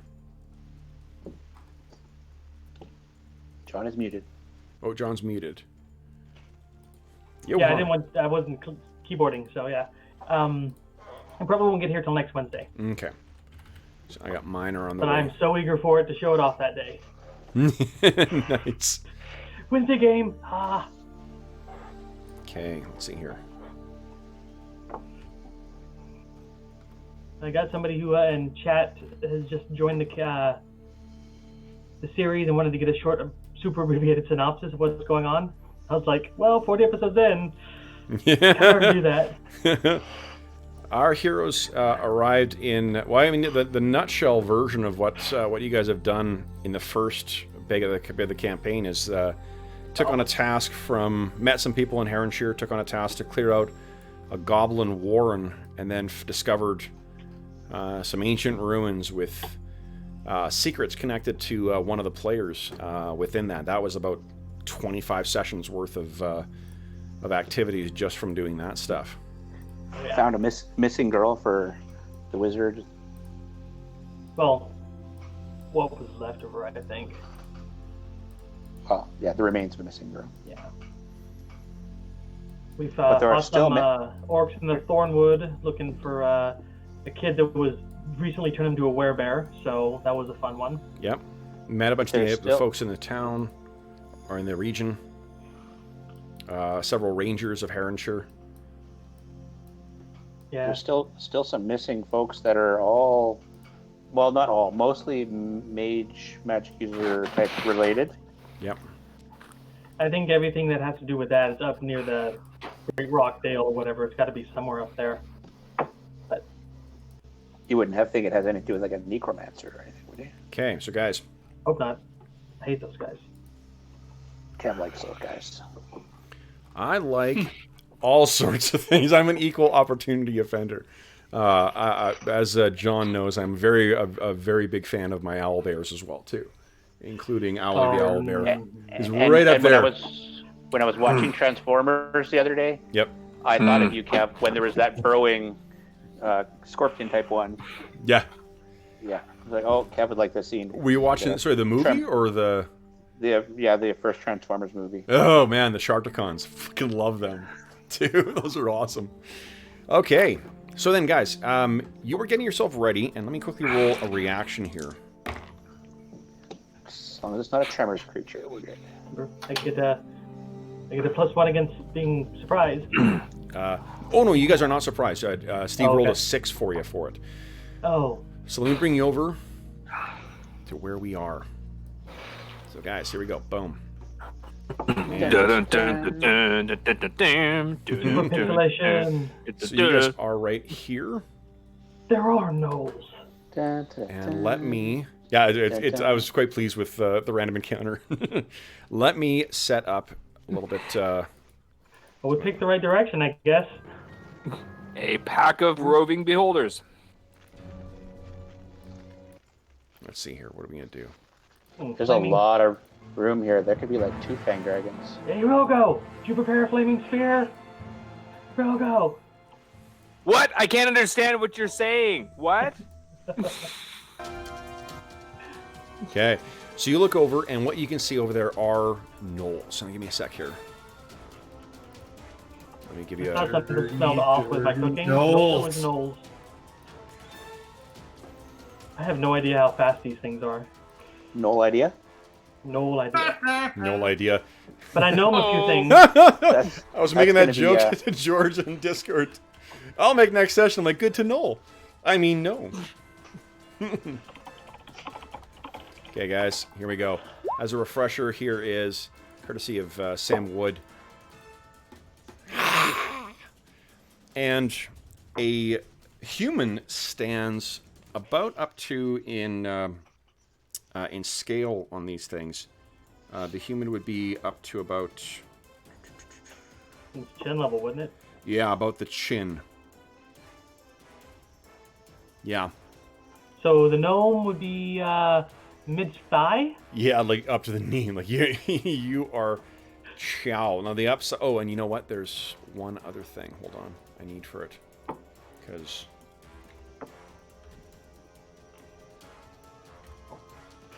I assume that my armor spell is at full strength. Yeah, that's definitely part of my policy. I've done the same thing. Yeah. I've got in my spells. I've got the ones a star. I've got a star beside the spells that I memorized right now, and then 2 stars beside armor. Yeah. Oh. Yeah. Okay. You memorize armor twice? No. That just means that I memorized it the day before, cast it on myself that night, then got up this morning and remembered the other ones as for the day, which is Burning Hands, Magic Missile, and Flaming Sphere. Nice. Which will soon be used. Okay. You guys and your fancy evocation magic. I have a bow. That's all I need. All right. So, and sorry, there are a couple of hyenas with them as well too, because that's typically what they travel with. They appear to see you roughly around the same time, and it's from the barking of the hyenas, I think, is what actually draws their attention over. Again, this is not their usual stomping grounds. It's So, guys, let's drop into initiative order here now. Someone give me a D5 roll. Let's just leave it to the fates to see who is going to be rolling. Because I think all you guys made last session. John, you are up first. Guys, figure out what you want to do for this first round. And then, John, would you kindly beat my 9? Yeah, crushed it. No, 1. That's amazing. Okay. And we're not surprised, but where are they? Look far to your south. Southeast. Yeah, because it's the plains, you have this massive, like, view distance, unless you're surprised by them. Do I take it that see, everybody's up and eating when we see them, or is it just me and I gotta wake people up? There they are. That's them down there. And you guys are up. Holy good effing Yeah. Yeah. goodness. So Kevin, sorry. I assume we're all up and like eating when we see this. You guys have finished eating. You're actually breaking camp. I'm Okay. assuming you guys are kicking, like, hitting the trail around, like, 7:38. And that's around when you sort of see them. So you may need to... let's do this. Let's say this. Let's give me a D3 roll. That's how many rounds it'll take you to finish packing up your camp if what you want to do is pack up and go. Oof. Yeah, we're gonna fight. Yeah, tents are down, but not quite bundled up right now. Some other stuff isn't quite ready. The cooking supplies aren't quite ready. So, guys, go ahead and enter in the initiative roll. For you guys was a 1. So go ahead and tell me what you're going to do. How long can a longbow shoot? If I have If a longbow could shoot long. Yeah, I just So again, a I don't longbow have a book right here. now, so I don't know. It is it a composite longbow or longbow? I think it's just a longbow. It's Longbow. called Okay, short Lasky range. longbow. Short range for a longbow is 150 feet. Medium range is 300 feet. So they're in And- medium range. Yeah, and they're within. They're in a medium range. Okay. Right I've got a now. longbow. Okay. Initiatives, guys. What was the roll for initiative? We got a 1. So Oh, we got a 1. Yeah, they got a 9.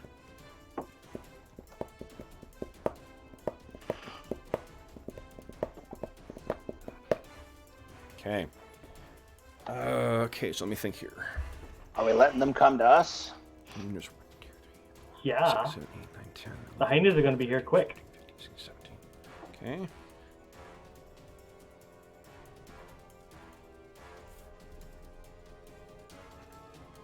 Awesome. I'm gonna do the monster manual gives you a spread of what weaponry they have, typically.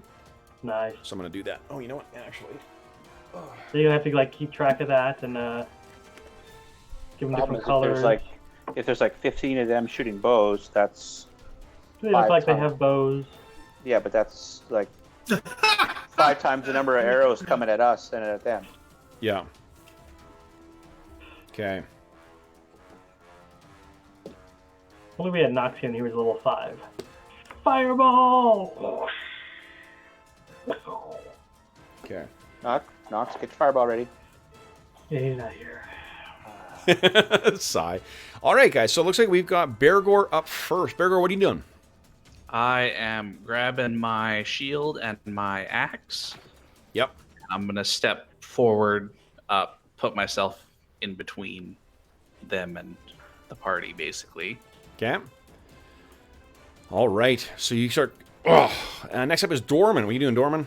And Dorman's like, we need more cover. I'm gonna move up and slap Bergour on the butt and a nutchuck in large person. Nice. No choke. All right. You're not. Yeah. He's 40% bigger. You're human so size now, so you can have a human movement right now. Next up is Druin Axebrother. Druin, for the first time, holds his gauntleted hand out in front of him, showing off the symbol of Clangadin, the crossed axes, to his enemies, and intones a quick prayer to Clangadin for Silverbeard, and his beard turns all silver. Nice. Nice. Then it is Calidor. How much of his beard is silver at this point? Is he full on salt and there's, pepper, or? No, he's getting a little bit of salt and pepper, like kind of like in the bottom edges. Like, Takes you gotta years. think it's So, probably like he has a like son. one hair. It's like a full hair here and there, but it's not. Yeah. not Okay. this. Love it. Then it is Calidor. What are you doing? Calidor will put a bunch of arrows in the ground. Is that what we do when we're gonna draw a bunch and shoot Yep. fast? Yeah. So he Yep. sticks a whole bunch of arrows in the ground and he draws his bow and he will fire at the first thing that comes within 150, like So if roughly you're- short range. I think isn't placing check. Look, let's say in the house rules, isn't placing. It's arrows? an action, yeah. Yeah, that's your action. Oh, it is your action. Oh, Yeah. okay. But Yeah. that enables Then you what to does it do shoot for you? faster for. Okay. Yeah, but so like for subsequent rounds, you've got a bunch of arrows set up in there. That's Okay. super But cool. does it let him shoot 3 on a favored round and 2 on a normal round? Yes. Okay. Yeah. Yeah, it doesn't make it 3 per round. It makes. Yeah, so that's And awesome. next round is a favored round. Look at that. It is. It is. Oh, I gotta get my dice out. What am I doing? Fucking Bush League. Jeez. Clearly been a long week. Okay. And all right, then it. Religo, what are you doing? Religo is going to do exactly the same thing as his brother, right up beside his brother, jam some arrows in the ground. He's got his longbow out, and he's going to fire a longbow arrow. So No, we is your just action. talked about this. Right Yeah, Steve, Jeff, I'll let you fill him in. Go ahead. there. Yeah. It takes your entire action. Gotcha. Yes. Okay. So So you can move up. It took me all that time just to plan that move. He also, he also does a spin behind his brother. that sounds good. Dad, we just talked about that. All right. So then, let's see here. What? Anybody else's dad do that stuff? Do what stuff? Well, you just talked about something like that at dinner, and then Dad pipes up, "Yeah, well, hey, we should, stick arrows in the ground and move." Well, sometimes I just want to hear it in a deeper voice. Yeah, exactly. Yes. My Okay. dad does it all the time. He's like totally listening to everybody, and then just, So let's see here. planning. You're planning. You got stuff going on in your head, right, Steve? You know it. You're thinking about what's happening next. Who are you going to shoot? Which hyena's going to The get gears are always turning. pasted? Okay. Those So things go these- fast.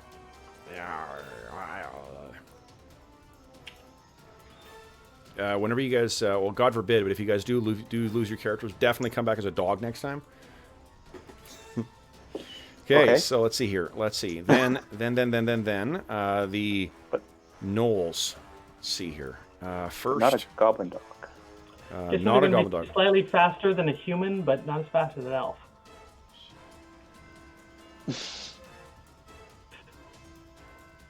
Okay. And, Oh, can they move? okay. You can motor those guys. It's like a soccer team. Indeed. Guessing they're gonna try to pincer us. 2, 3, 4. The Noel pincer. It's pretty fancy for Noels. They are not stupid. They are pack animals, or pack creatures, right? So, let me think here. Yeah, they also all have their shields up. The ones that have them taking cover behind to try and protect themselves from the fire.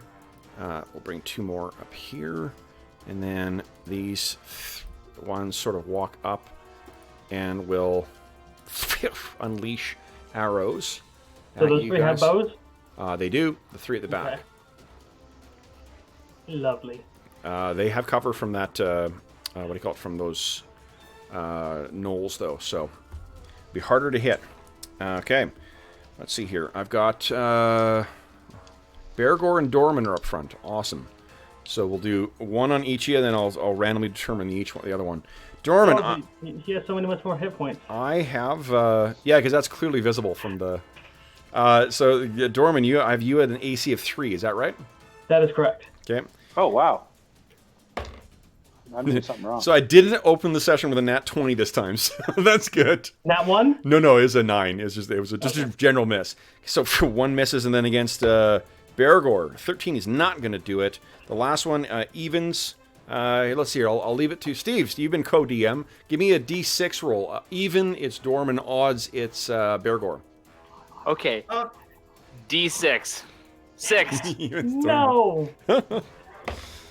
What's our natural healing, Kev? Is it 1 hit point a night? You should be at full hit points right now. Okay, yeah, I was gonna say. Yeah. it's No, been you like guys have minute. had months Except for of Dorman. time in downtime. So there's 3 of these, and you remember the size of these arrows from seeing that fallen arrow coker too? Just hit the ground, and then one of them unfortunately does hit Dorman. Figured.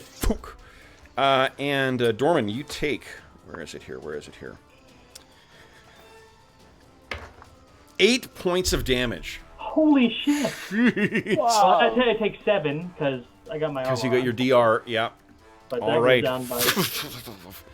And That's then, the last time you're hitting me. all right, guys, that is the end of these things over here. This group over here is not making any. They're moving very quick, and they are not making any effort to try and keep themselves safe. So they are running. Okay. The rest So of they them have a are negative- moving more carefully in. And they're all sort of barking and yipping. You can picture how noisy this is. You know, it's just a and deep. Like, this isn't like a yipping kind of sound. This is a throaty, you know, deep kind of.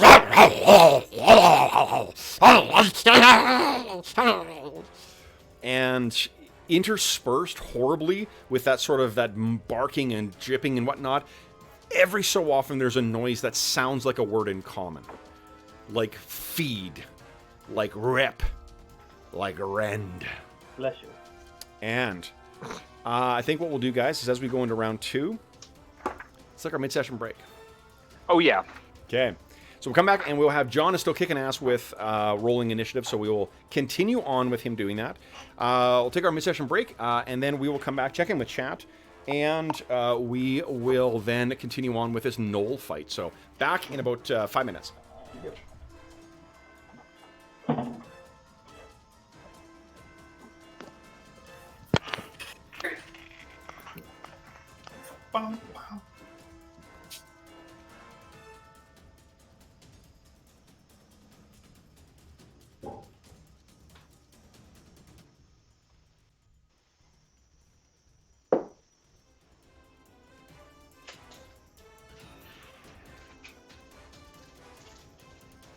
Anyone else think of another pun for Noel? I'll leave you with that thought.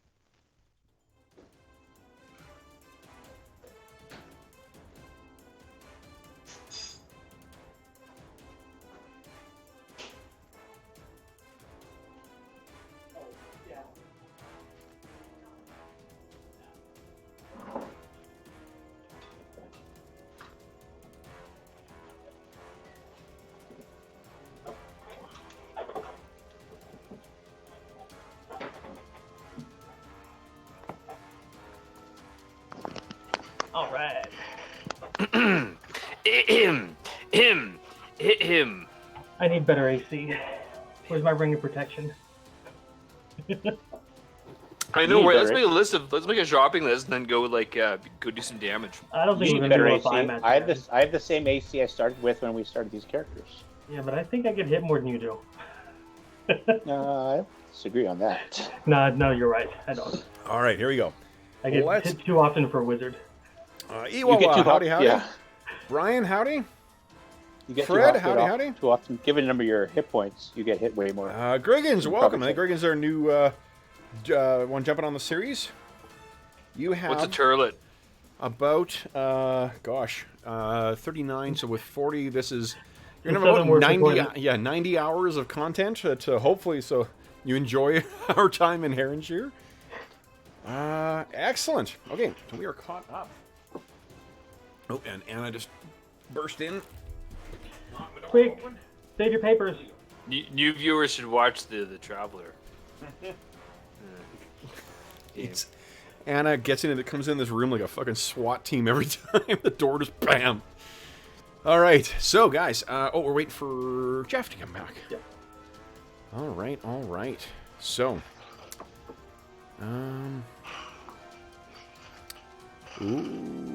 okay. I'm so glad to be fighting something other than goblins and dogs. Well, these are hiding but close enough. These are like goblin dogs, actually. But yeah, they have swords and arrows and. But you know what they are? They're What? humanoid, meaning there's a spot on their back I can stab them really hard in. Yes, yeah, but you can reach what, like their lower hind leg? I guess. That's the femoral artery. Good point. Fair enough. Yeah, absolutely. Okay. Or if I make use of my jumping skill, I could probably get up to mid-spine. So, Dorman's going to be doing groin shots for. Okay. Oh, hell no. I'm not going to do how many of those are? Maybe I'll get the last one. There is a in GURPS. There's a table you can use for random hit locations, and like the thing right at the top of the bell curve is groin. So like you have an inordinate amount of groin shots in that game. It's just Oh, that reminds me of Brandon and Grimm. yeah. Jeez. I think it's twice in the Mortal Wounds he got that thing. Okay, so I think we're all back here. Then I need. Are we gonna web and then flaming sphere these guys? Do you have web? Because I don't. Who's got web? I don't have web. Who's got web? Yeah, the webbers are not here. That'd be Knox. Oh, darn. Yeah, the evokers are not here. No pits, no webs. Oh, You got some Okay. colors, right? I'll just be able to fight without getting caught by my own team. Oh, that's awesome. Okay, round two. Yeah, just tough. All right, round two, guys. John, you're still king of initiative. Everyone decide what you're doing for your round. This is a favored round, and then John beat my 7. 9! Oh, gosh. All right, so my first action is going to be on a... actually, on a 7. Are the gnolls considered large? They are not. Not. Okay. Oh, yes, they are. Yes, they are. Oh, gosh, I can make bigger... 7 feet. They're so- large. Yeah, they're 7 feet tall. Oh, they're big. That means your greatsword does more damage. Does, yeah. Also means to use large weapons, which is awesome. Not That- That means they're easier to hit, too, right? That means my arrows do more damage. I don't think so. I think arrows do the same Cleric? against both sides. But I'm a cleric of Clangeddin, folks. Unless I need the sword to hit magical creatures, All right. battle axe. Oh, the spear does more damage, though. My spear does do some 1d8. beautiful music, make your sword clang off the armor and give praise to Clangeddin. Okay. Clangs give praise to Clangeddin. How about that? Exactly. Okay. And what am I looking for here? Okay. Long swords do 1d12 against large. Okay. Mm, FYI. do they? Yep. They Okay. do? Wow. Yeah, longswords are pretty. There's a reason they're sort of the ubiquitous weapon in AD&D. All right, so then, guys, first up is on a 7. Let's get these guys going. Freaking hyenas. Freaking I use. Calador, you're good with a bow, right? Kill those archers. I should also shoot for the archers.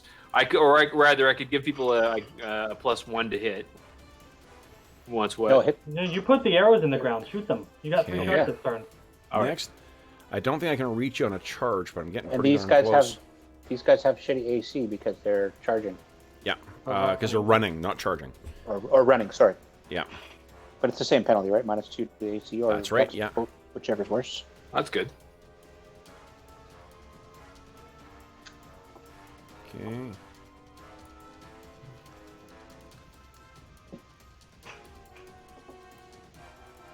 Okay, 2. It's my dexterity's defense. Okay. and on a... Let's see here, these guys first. 1, 2, 3, 4, 6. Okay, slowly making their way towards you. Then it's Roligo. What are you doing, Roligo? I'm gonna shoot me a Noel. Okay. No, wait. No, you're not, because you just entered an initiative that's lower than what was rolled. Yeah. So. Oh, so sorry. Look down the list. I did it. That was sorry. That was a mistake. He's got a 16 down by I got a Druin. 16 down. Okay. Bergour, you're up first. What are you doing, Bergour? Oh, you're muted. Oh, you're muted there, Arlen. Whoops. I'm just taking a step up to put myself in between the whole group of them, I guess, and Okay. squishy ones. Okay, you got it. Then it is Dorman Kettleborn. What are you doing? Dorman, he's like yanking this arrow at her. He's like shaking his fist, stepping back, and going invisible. Nice. Okay. So I'm gonna step back behind Calidor and disappear. Okay. Then it is Calidor. He'll fire at this Noel over here. Okay. All right. Get some dice here. I'll have to fill my first Noel action bar here. Hold on. What do we got?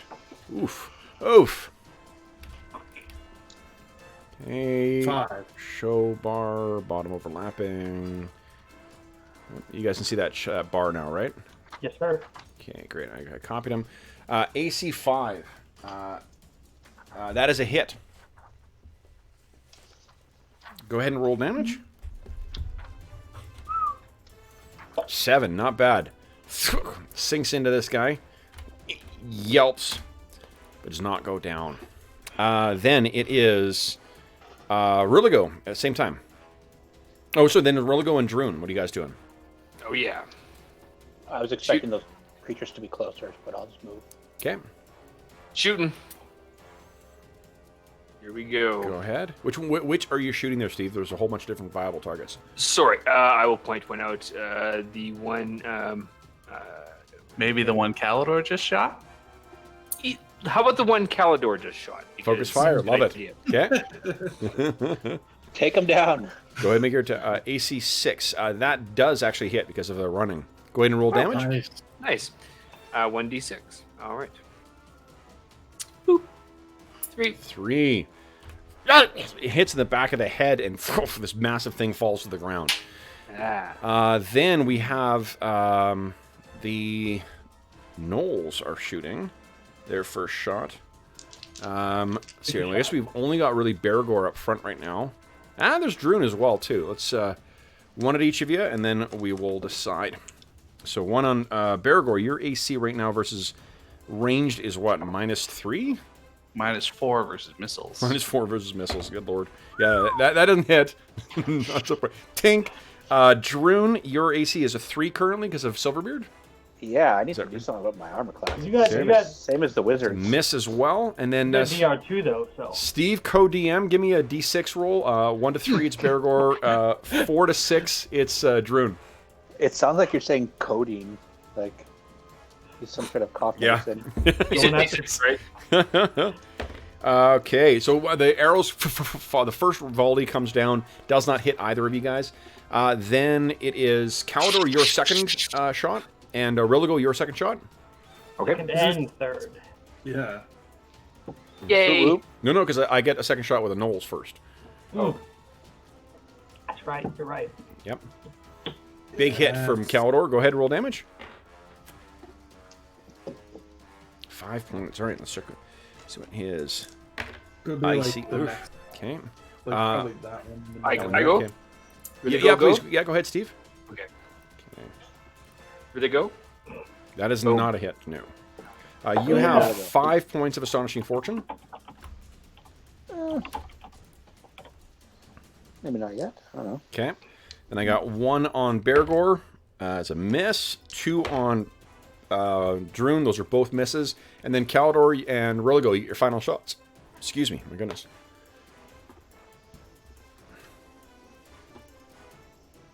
Big hit for Calidor. Go ahead and roll damage.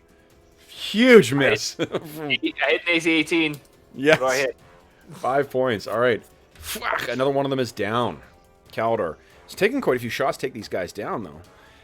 Okay, then it is the end of round 2, guys. We're on to round 3. And I lost. Initiative rolling passes to Arlen. Arlen, would you kindly... Oh, jeez.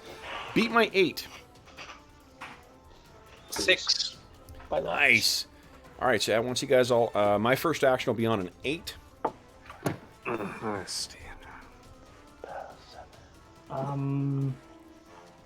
Sorry. It's a 7 plus 13. There we go.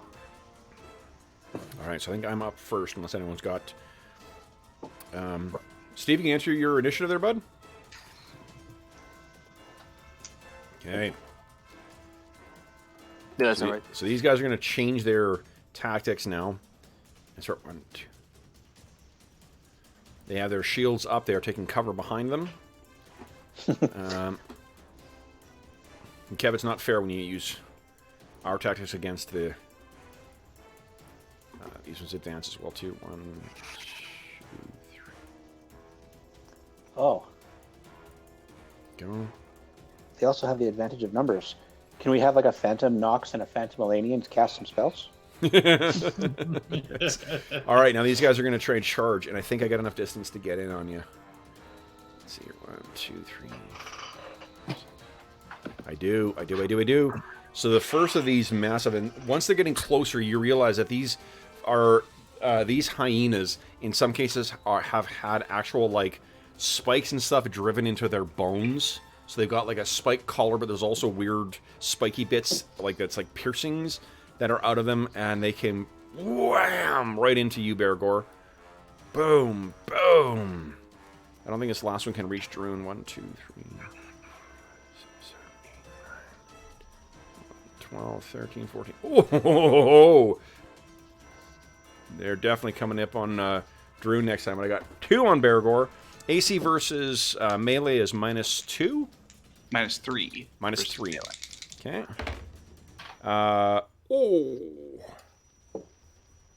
Got double check. I gotta double check, yeah. Cause Oh, close. that's a hit. Okay. Or you can kill him with your 40% size increase. Now, let's see here. The... Oof.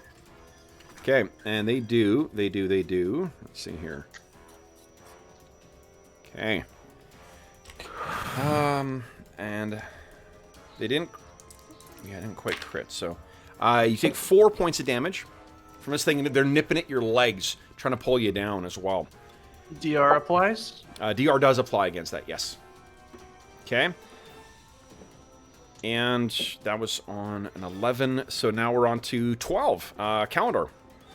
My next action is on a... I think it says 15. Calendar, what are we doing? He's firing still at the gnolls that are approaching over here. Okay. Go ahead. Oh, nice. Go ahead and roll damage. Nat 20. That's a nice roll. That's awesome. -9. 9 points of damage. Hold on, that actually might drop them all together. Let's see. Not this Noel. Yeah, but he probably wasn't expecting that with his shield up, though. No, definitely not. Oh, you know what? Breaking his shield. No. breaks his shield. No Ooh. damage. Nice. Okay. No. No, it's pronounced Noel. Well, Oh, Noel. Oh, Noel. Noel. Now it is. say no. So he is without shield. I'll put a little. Let's see here. Is there a broken shield icon? Yeah. I'll just put a color down on him. All right. So that was his first shot. Then it is. Let's see here. Druin, Axebrother, and Dorman Kettleborn. What are you guys doing? Dorman's moving up 2 squares and starting to plant some arrows in the ground. Okay. And then what about Druin Axebrother? Druin steps in and swings with his weapons. Okay. Okay, no, I think some things have changed here. He's got Yeah, that you guys can handle those things, right? Yeah, okay. 2-weapon fighting, so that reduces the penalties by 2. The two-handed weapon, you mean? The 2-weapon fighting. I Still got his axes, yeah. Two-weapon style. Yeah. Oh, hold on. Sorry. Yeah, EOS has been very blurred since the break. Hold on. Let's see here. I'm not seeing that on my stream. Like I've got the stream up right now. EOS. Is that made better? Has that been better for you? Yeah, I haven't seen any. It's coming as clear on my on the YouTube stream for me. So hopefully it's been clearer for you.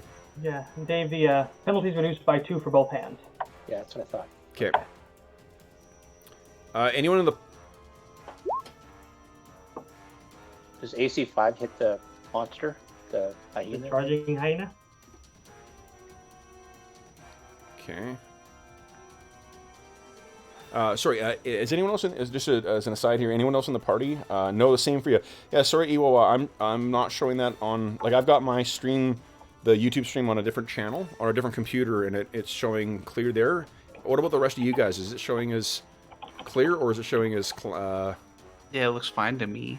yeah. I have mine on low quality, so I don't use too much bandwidth, but... Yeah, sometimes YouTube makes an automatic adjustment, Iwawa. You may need to just go in and change the quality of, or like the what do you call it, clarity of the setting. Mm-hmm. Because I had to do that, or I've had to do that before as well. So I'm sorry. I hope it does clear up for you. All right. So sorry, Druin, does that answer your? Druin, yeah, it was. It reduces the -2 on each hand. So does a AC 5 hit the charging hyena? AC 5 against? Yes, it does. And is it a large creature? It is not. Okay. Oh, guess what? The battle axe doesn't matter. Okay. Battle axe do same against both? Yeah. Yeah, it's just D8. Okay. That's why, remember when I said that battle axes are objectively worse than long swords? Oh yeah. Yeah. Yeah. Long swords do more damage against large creatures and are faster. What about weight? Is it the same weight? They weigh less. The axes weigh Long less? swords weigh less than a battle axe. I should. It's really stacked against the dwarves. Yeah. Okay, let's see here. Does AC 7 hit on the second hit? Sure, let's check the AC here. AC 7 does hit. Yeah, these things are, with them charging and their natural AC, they're not great. I'm going to set up a health bar for these guys. 10 points of damage from Druin. Nice. Okay. 10 points, that's actually enough to drop this altogether. Hold on. I'm just going to, instead of killing it, I'm going to move it because I need the token for cutting and pasting. I'm just going to put him up here. He is dead, but just I need that to replenish the injured ones as you go. Awesome. So between the 2 strikes there, Druin, you bring one of them down. Then it is Religo. Are you in a 15 or a 13? I am on a 13. Okay, what are you doing? I am shooting an arrow at a Noel. Okay, go ahead. There's one Noel without with the orange dot that's down there that does not have a shield. That looks like a good target. Let's hit him. Okay. All right, bow. I'm bowing. You're bowing. Nope. Go ahead. Bow right ahead. Oof. Boom. Oh. No. That is a miss. All right. So then I have the. Me on a 13 too. Oh, you He's know just 13. under Oh, 18. sorry. Dorman, go ahead. Or Bergour, go ahead. All right, I'm gonna hit or try to hit the hyena that's still next to me. Oh, Iwawa's got it sorted. Awesome. Good to hear. AC 2. AC 2 versus that is a hit. 9 points of damage. 9 points of damage. Is that enough to drop one of these big, scarred, tortured things? Oh, it's actually more like 13 damage because I get 40% increased size. Right. Boom. Another one down. Yay! All right. Then it is. Then it's the volley here. Okay, so we got 2 on Bergour. No, 1 on Bergour and 2 on Druin. Bergour, that is a miss this time. Druin, miss and a miss from the first volley. Do we have anyone else firing a second round? I think we have Rilligo and Calidor still shooting. Go ahead, guys. Second volley. Second volley. When San, I have my second volley. I'll be joining you guys next round. Boom. That is a hit. That is a hit. It's also a hit. Nice. What's up? Take a 1. Oh. Bitch. Do you have any strength bonus to damage, Frogo? Huh? Nice. Strength Boom. bonus to damage? That did it, Calidor. Calidor. Nicely You'd done. have no idea really who did what because they both shot the same guy simultaneously. So it's back really. Okay. Calidor knows. Second volley on Bergour. That is a miss. Second Real volley cool. on Druin. No, with the range penalty, that's a miss. Okay. So, guys, that is the end of round 3. We're on to round 4. This is the favored round. Arlen is still dominating initiative. So, Arlen, would you kindly beat my 4? 2 will do it. Nice. What the? My first action's on a 4. Oh, so actually, I'll start moving my guys.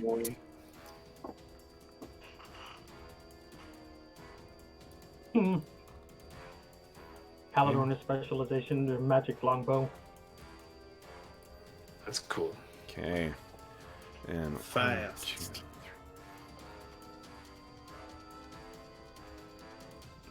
The larger group of gnolls are running right now to run in on you. Oh, hold on, I gotta move them over just a bit because they're coming towards you. There we go. Those other ones are hanging back still. They still got their shields up over here? Those ones have, yeah, on the left flank, they have the shields up still. The other ones are running. So they do not, they have their shields up, but they're not benefiting from, or they get the penalty from run. All right, guys.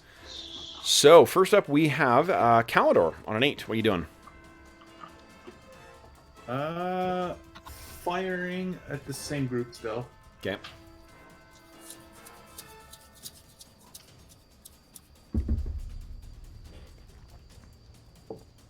Bam. Big hit. Oh. 10 points of damage. Let's see here. Son. And that's enough to drop another one. Fuck. Okay. Calidor's eliminating that group by himself. Then it's Dorman, Bergour, Rilligo, and Druin. What are all you guys doing? Are The dogs go first? Oh yeah, they're on a 7. Yeah, sorry, they're on a 7. Rawr. Wow, Rawr. why are we being so honest, huh? Yeah, helping the DM. Okay. Once again, that's some quality fucking players. We're calling down attacks on them. It's a miss from the first one and a miss from the second one. So, Druin, you are now surrounded by these two little, well, not little, they're about the same height as you. Facing, trying to get at you. Then it's our heroes, Dorman, Bergour, Rilligo, and Druin. What are you guys doing? Any one of you can go first. Shooty. All right. I'm gonna shoot. I want to shoot. Where do you want to shoot? I'm gonna shoot. I'm gonna shoot. I'm gonna shoot the Noel. Let's say right over here. Okay. You did all see, of course, MacGruber, right? What? No. Okay, no. never mind. Oh, you missed out. A long time ago, yeah. That reference would make no sense to you. Never mind. Another 1 point of damage. Good job. Let's see. Let's see how much. How many hit points? Okay. So that. Let's see here. Placed. He was the mutant weakling of the group, And Yeah. Thanks for taking me along, guys. This sounds like a lot of fun. It's gonna be a really good time out here. What's that in the sky? go with the flankers. Nothing will happen. Hit point on 2 hit dice. All right, so that was Roligo's gone. Who else? We got Bergour, we got Druin, we got Dorman. What are you doing? Dorman's popping a shot at this guy way down here. Okay, He just moved within my first range increment, so. Which guy are you talking about? This guy. Are you? I can't. Are you pinging down at the bottom of the? Oh no, I'm using an arrow. Do you not see it? No, oh, where are you pinging? I cannot see it. Sorry, I was using an arrow. Oh, them. Okay, yes, yep. Go right ahead. So I thought you meant the archers at the bottom of the map. No. Okay. Go ahead. That's a hit. Go ahead and roll damage. Is a 7 hit on the hyena? It does on the hyena. Yep. Ugh, cheapers. Okay, so let's do this here. Okay. And that. There you go. So Dorman's no longer invisible. Okay, and Druin. Oh, big hit by Druin. Cheapers.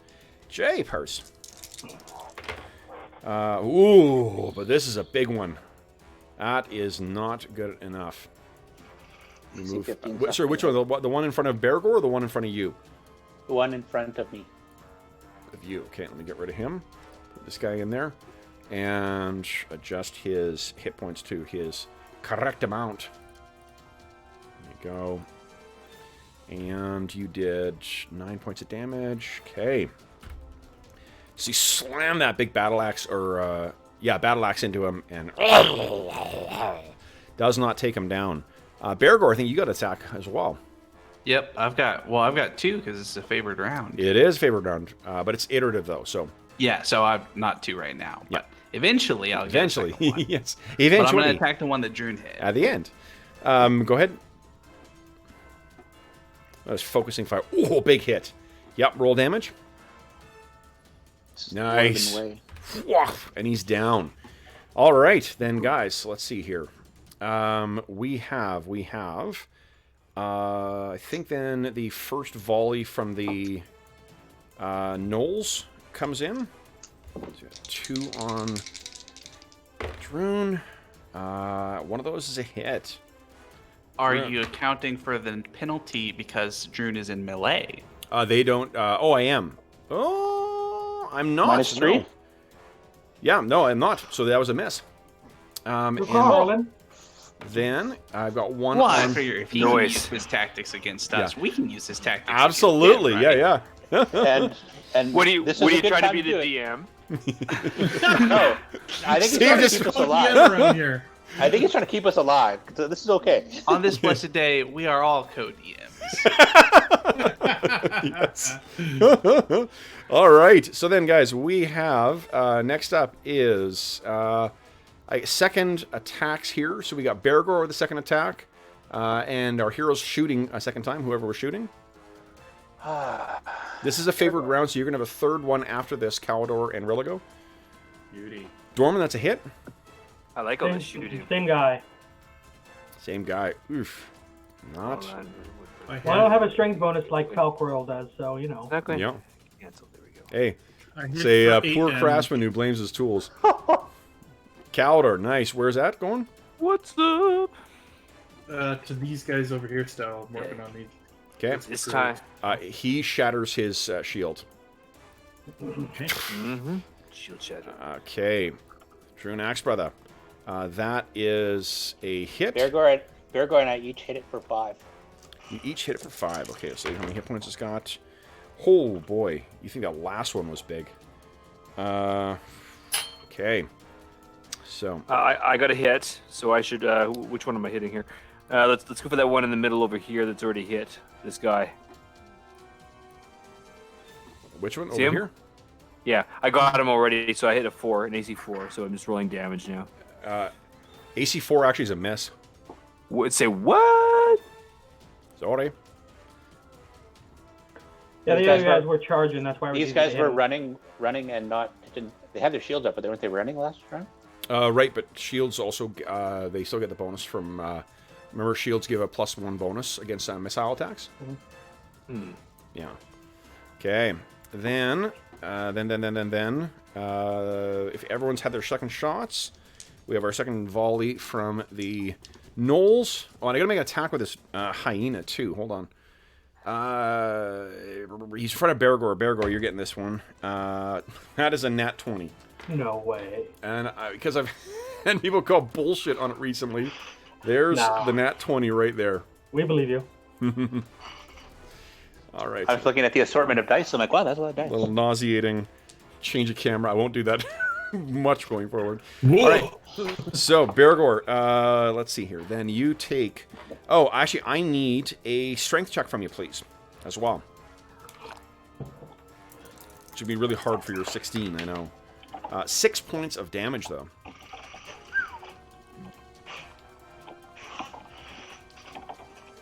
Success. So this thing, once again, it's as it tears at your leg. DR does apply against that 6. It tries to pull you off your feet again. Or not again, but it tries to. Then the second volley here. Let's see here. We got against Bergour. Fucking nat 20 again. The same dice. Jeez. Alright. So, Bergour. DR will apply against this. And it's 6 points of damage. And then I got 2 on Druin. Stop rolling that die. Because you're in melee, it's saving you. But no, this is a different dice I rolled. But I rolled like 18 on my on the red, righteous red. All right, so then I think that is the end of round 4. No, Calidor and Rilligo have and Gorman. Oh yeah, you planted arrows, right? So all 3 of you guys go ahead and make your third attacks. Same guy. Same guy, okay. Nice, Dorman. Very nice. Different guy. Calidor, that's a miss. Calidor's guy's got no shield now. Which one? Calidor's got no shield. Okay, I shoot that guy. The one that Calidor shot at before has no shield. Yeah, that's what Dave's saying. Yep. Yes. Boom. What's up? No. It's a miss. Okay. It's the end of round 4, guys. We're on to round 5. Come on, Rogo. Inspire us. Now's the time. Time to be inspiring. Now, all right, I will. Arlen, you are still up here. You kindly beat my 5. 7. Ooh. My first action is going to be on a 5.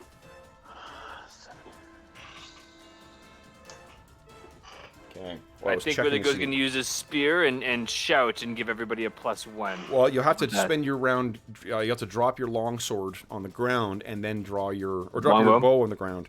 Oh no, you guys! I guess you can keep your bow in one hand. Yeah, just pull your spear and go ha. Okay.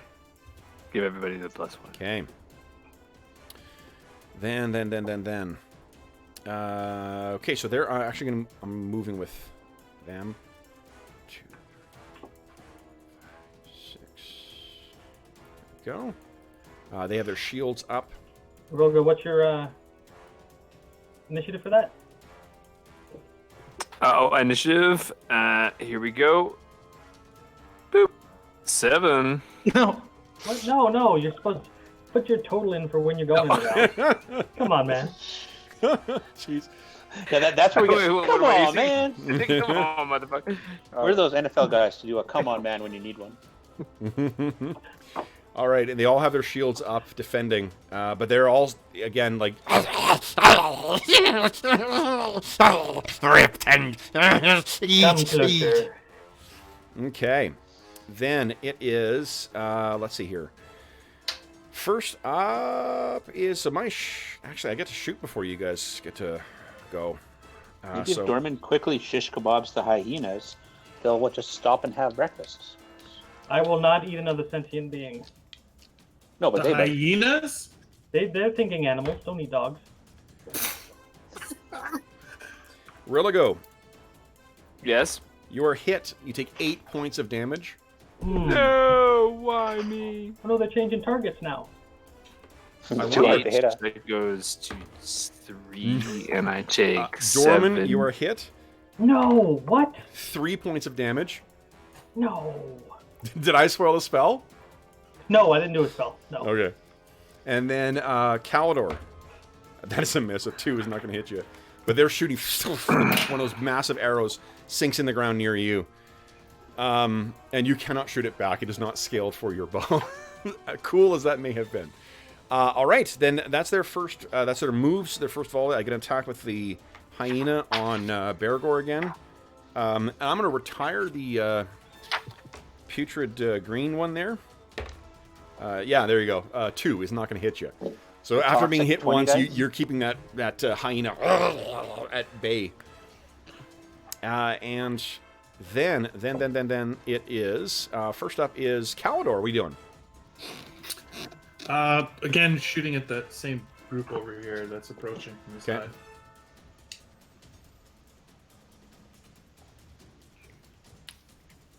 Oof, hit. Respectable. Go ahead and roll damage. That's the one without an 9 points. Nice. He dead. Maybe. You're too used to fighting goblins. Okay, then it is Dorman, Bergour, and Druin. What are you doing? Going after the one Calidor just shot.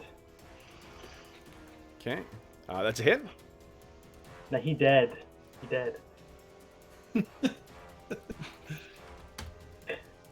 Damn it! No. No, he actually is. All right. And then what about the rest of you guys? You got. Really goes gonna shoot. Oof. I thought you were gonna do your hurrah thing. That's what I was gonna do. Was my hurrah thing, and I will do that. Hurrah! And everybody gets +1 to hit. Until I go again next round. Druin does a whole bunch of faking, trying to hit the creature to draw its attention so that Bergour can get the kill. Enough? It's a hit. All right. 7 points damage. Plus It was 10 40%. last round that you didn't mark. Oh, right. Sorry. Then, yes, it is dead. Leaving... Oh, wide open.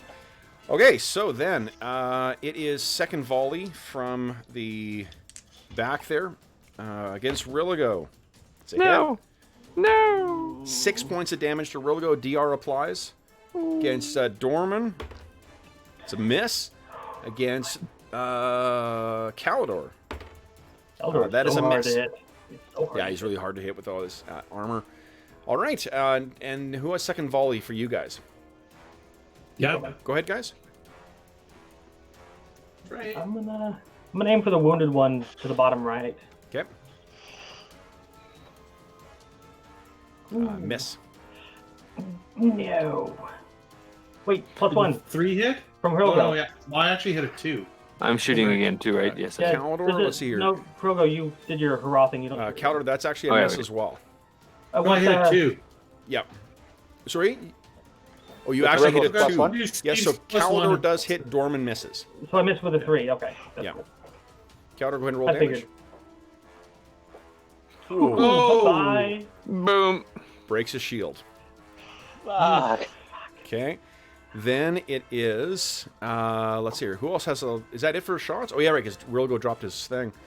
Yeah. All right, guys, we're on to round 6. Well, I didn't Kev, have to drop the. Could I have moved after my attack? A little bit? Yeah, I mean, you can only move 2, so. Yeah. Okay.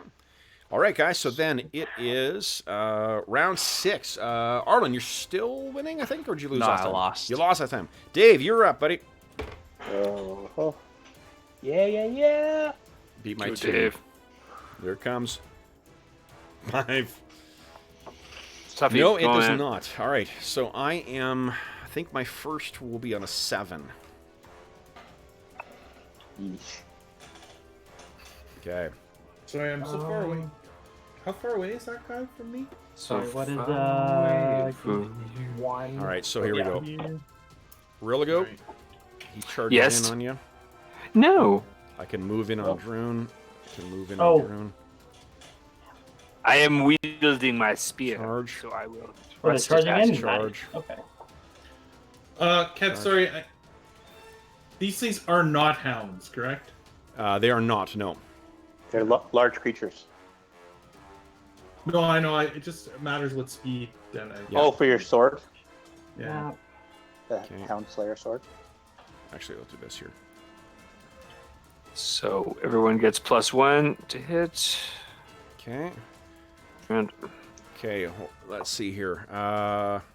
There's a guy on you, Rogo, Well, right? Yeah. really, I know you're not going to that's keep. from last round because it lasts until my next round. Dorman, what So were you doing? Dorman was dropping his bow, and he's scuttling over here, like pulling out some like grease component, and then he is tossing a spell into the charging hobgoblins. They're not hobgoblins. Not hobgoblins, the gnolls. What are you trying? Well, they. I'm greasing that square. We're. Okay, well they're there already, but let's so let's make the attacks first. Oh yeah, Okay. no, I mean. Here we go. We got on Rilla go. Hey, grease is flammable, right? Grease is think not it is. flammable. No. Oh, Okay. that's stupid. We got 2 on Druin that did not have to charge. 1 hit. Yeah, that's better. Druin. Let's see here. You take 7 points of damage from this massive battle axe as it hammers into you. DR does apply against that. Bergour. AC against melee is -3. Yep. Okay. First, Noel. Nat 1 is not going to do it. Second, Noel. Not 8 is not going to do it. Third, Noel. 6 is not going to do it. They're not able to get in past you. Okay, so then Grease is cast in. What is the save they need to make? They need to make a save versus spell. Okay. Those caught in it or that enter into it later. Okay. Let's see here. Both fail. What happens? They fall prone? They flip, skid, and fall. Okay. So yeah, they go prone. Okay. And then what is it they have to do? Can they crawl out of there? Let's see, those who succeed can make it to the nearest edge by the end of the round. Those who remain are allowed a saving throw each round until they escape the area. Okay. So, yeah, so they'd have to stand up and move to get out of it when they make their save. Okay. They can't crawl out of it? That's up to you, I think. It's Okay. provoke, right? Okay. All right. So then that was... Next up is Calidor. Calidor, what are you doing? Okay. I am moving. Let's see, I'm so far away. You're on I'm arrow. at the I'm gonna make some wrong macros tool. for my spells. Dang it! I'm moving here to assist me brother. Okay. Man. So you're drawing your Okay. longsword? Is that... Yeah. Okay. And go ahead and make your attack. Oh, +1. Nice. That is a hit, yeah. Oh, jeez. No shield for you Slice. anymore. You broke yours. Goodbye. Loik. 11 damage for Mr. Noel. Wow.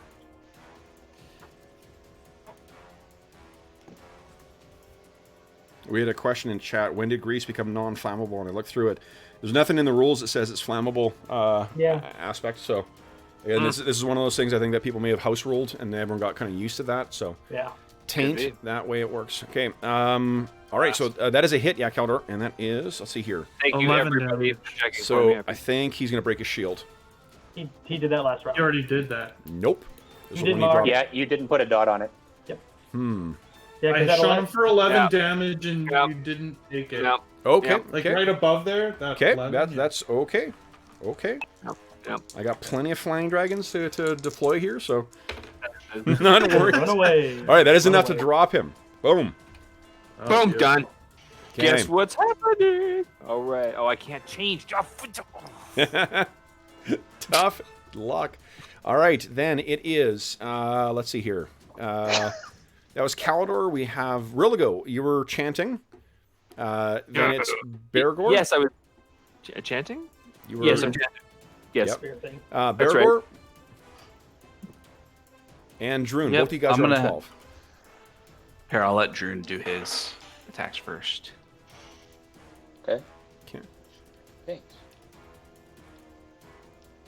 That's a hit. AC -1 on this guy here. Okay. Let's see how many hit points he got.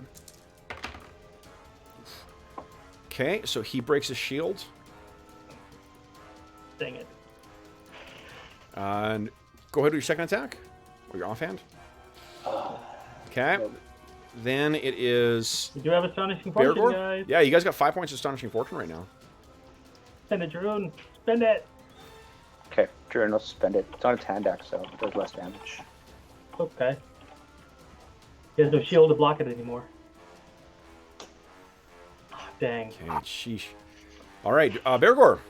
All right, I'm gonna attack the unshielded one. Okay. Come Come on. The prone one. This is a favored round too, so you guys will have a second attack. That's a big hit. Go ahead and roll damage. Plus 40%.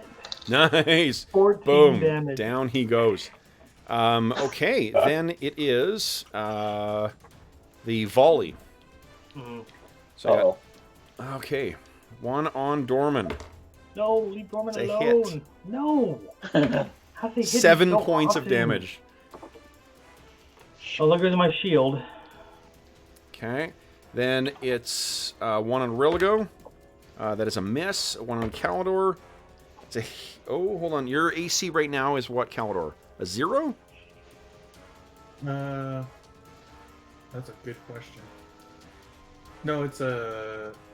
Oh, it is 0. I think it's 0. Yeah, 0. is So zero. Right. no. So because of the range modifier, that's still actually a miss. All right. Then it is second attacks, guys. So who has? We got weapons specialists with Bergour and with Calidor. Druin. And Druin. Oh, and Druin. Sorry, Dave. That's right. Specialized in all axes. But there's. So the guy without the shield. Yep. Is there someone else there now? That's a No. hit. Roll damage. Come on. Boom. Down he goes. All right. Now.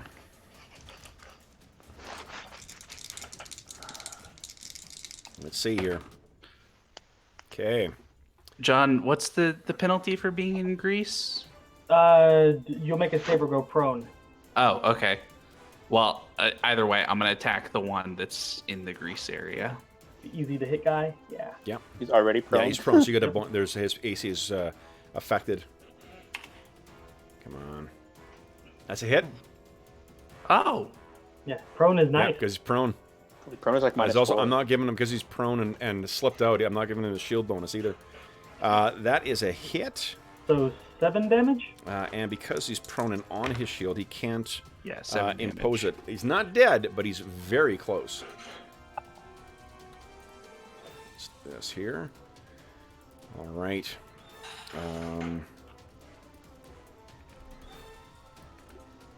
It's about when the archers go, man, we're getting our ass kicked. It's time to bug out. So Yeah. on second, and then who is no? Caldor, you got a second. You've already moved this round though, right? Yeah. So you Yeah, can't- there's no one there. Yeah. Yeah. Okay. So then I'll go second volley here. Dorman. Stop shooting me. Stop it! It's a miss. Oh, thank God. And on Rilligo, that's a hit. No. He lost his shield too. Dodge. He dodges. Only 2 points of damage for Rilligo. Phew. I'm such a small target. You're On keep hitting Calidor, me. as a miss as well too. All right. So then that is the end of round. Oh no. Yeah. No one's got. Dorman, are you doing a range attacks or are you doing something different? No, I did a spell. Oh, you just spell this round. Right. Okay. So then, guys, we're on round 7. Yeah. Okay. Yep. So I was just thinking of when you took damage. You took damage after casting your spell. So yeah, that wouldn't have affected it. Awesome. Okay. So then, guys, we're on round 7. We have. I did not win initiative. You did not win initiative. So Steve-O, you are rolling initiative now, please. What's up? Long overdue. Would you kindly beat my 7? 7. All right, here we go. Come on. 6. What's up? Nice. All right. Very nice. All right, guys. So I'm acting on a 7. And spells are 5, right? Speed Yep. 5. I didn't even The save for spells this depend thing. on the spell. Failed. Spells on, yeah, look at the spell description. It tells you the speed factor. Yeah, tell you what the casting time is. Oh. The speed factors for weapons, casting time is for spells. Correct. Okay. Then. Okay, Dorman, you were acting same time as these guys. So what is your action? I am diving behind Hirogo to get some cover as I throw off an armor spell. Okay. So move and cast. Okay. Yeah. So if they hit me, my spell doesn't work. But, So these guys are... That one was withdrawing. I think this... casting time is 2. Oh, okay. No, the archers didn't get me then. So, okay, yeah. Armor spell. 6, they're withdrawing. Did that guy go through the grease? Did he? No, he didn't. Because he moved directly away from Bergour and then away. I did do the mental sort of like would he have run just directly south, but he would have been still in contact with Bergour at that point, which is why I moved him out of contact and then away. Yep. Cool. So, 2, 3, 5, 6. Hey, these guys boogie all the way down here.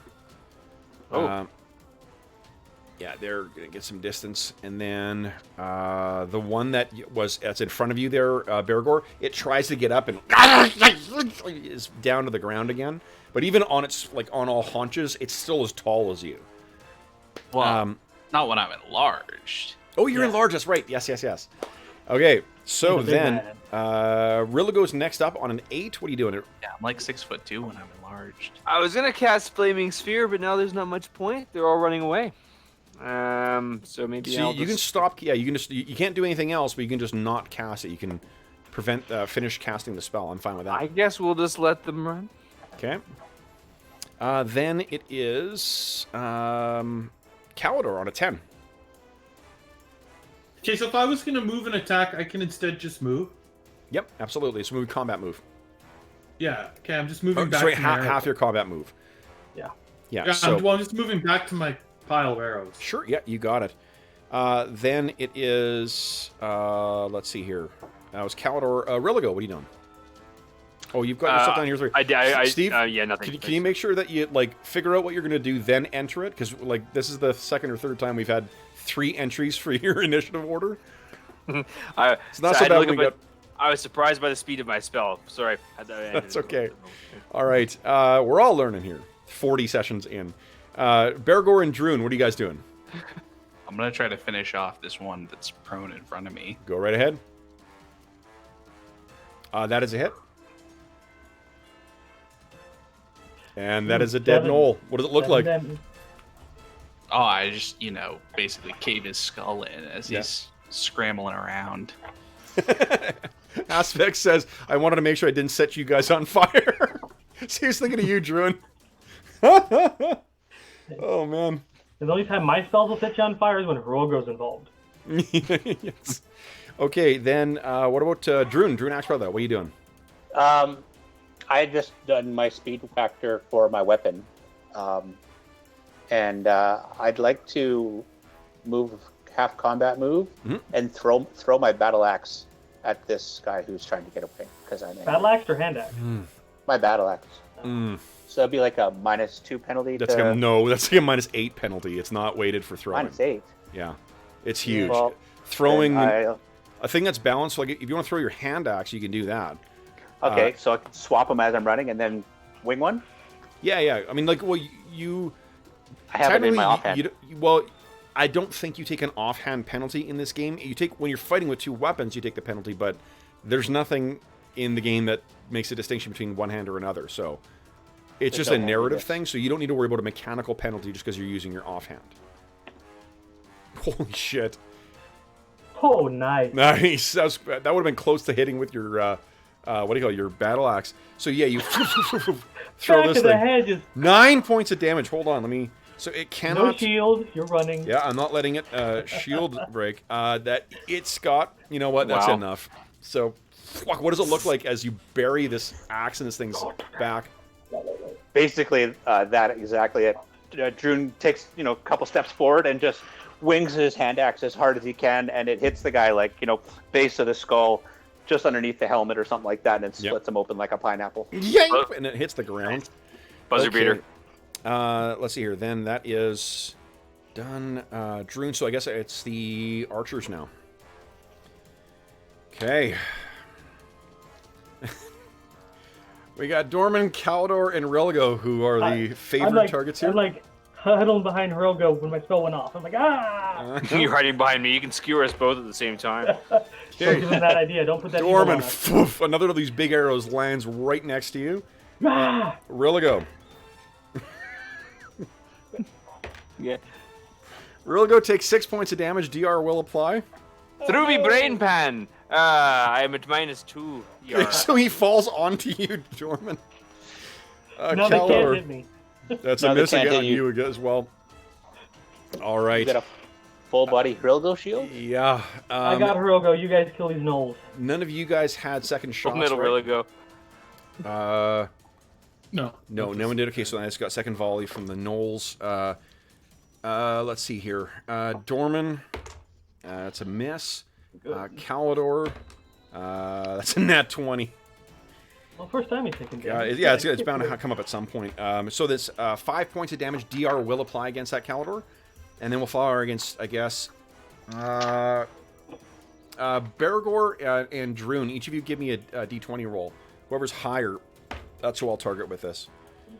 Actually, it's not gonna. I don't think it's gonna hit either of you. Bergour. So Bergour is the favorite target. Tink again. That's what funny. I rolled the 1. Yeah. All right. Finally, awesome. the ones are going in your favor. Okay, guys. So that's in around 7. We're on around 8. If you guys, they are disengaging. If you want to keep shooting at them, we can do that. Otherwise, they're just going to run away. Although their back line's going to be shooting at you too. Shoot at their archers. Yeah, Okay. those archers. So here we go. Oh fuck. Steve, beat my 1. Beat a 1. Sorry. You can't beat a 1. You That's can not tie fair. it. You can tie it. You can tie it. Come on. 2. No, you So can't. close. All right. So my first action's on a 1. Seeing one of their allies go down with an axe fire, they are slowing down and moving their normal movements here instead of running full bore. 1, 2, 3, 6. Okay. Then my next action will be on an 8. So Sorry, I was trying to Bergour, get you're up first. trying to What are get you my speed here. What's our initiative run? doing? Initiative is a 2. 2? So I'm at Those. 7. Those. I was looking for the spell. I Casting don't know. I wasn't. 1, 2. I wasn't sure if I was gonna fire or not. Griggin's caught my Faulty Towers reference. Yes, it was. All right.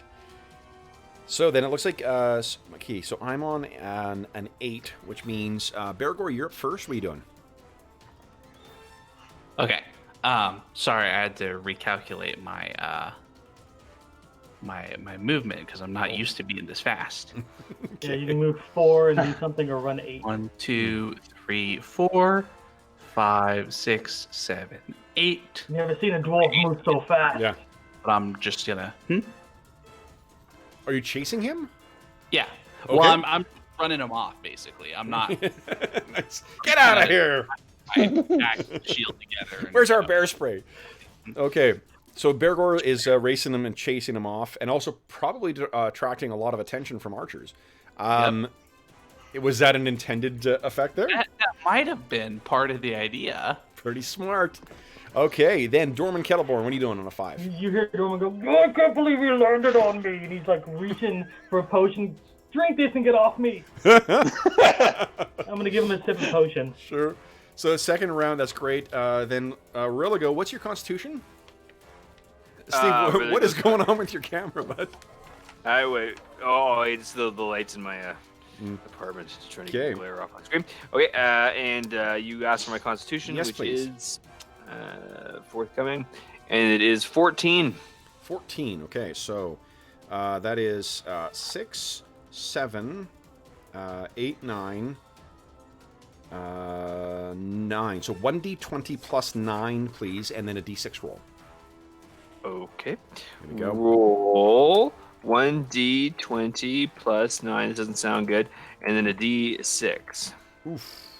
And then d6, yeah. 2. 2. Okay. Astonishing fortune. So. Is it Right. another genital shot? So Is it it's a really? genital shot. You are in shock. You recover with 1 hit point. Oh, wow. So you're at 1 hit point right now. So they can Okay. damage But her. the Damn. permanent wound is your genitals are damaged.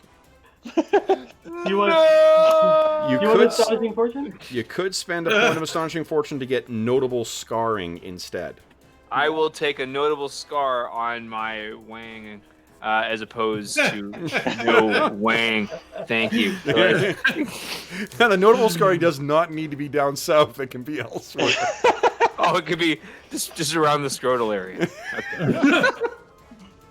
So make sure to write down Gray's taint on your character sheet. Jesus. Taint. All right. So Scary then, taint. you're hit. So that you are up, and that was Dorman on a 5, Druin on a 7. What are you doing? Okay, so Druin really does not like nobles, much like he doesn't like any humanoids. So he moves half combat move. Yep. Casts Spiritual Hammer. The Spiritual Hammer has a range of 40, which puts the Spiritual Hammer right in the square by the creature. Yep. And then he gets an attack with the Spiritual Hammer. Please do. At And again, one. as we talked about, I'm totally fine with that being a spiritual axe instead, if you like. Yeah. So he's been practicing with it since he started casting it, and now it looks like a hand axe. Nice. Okay.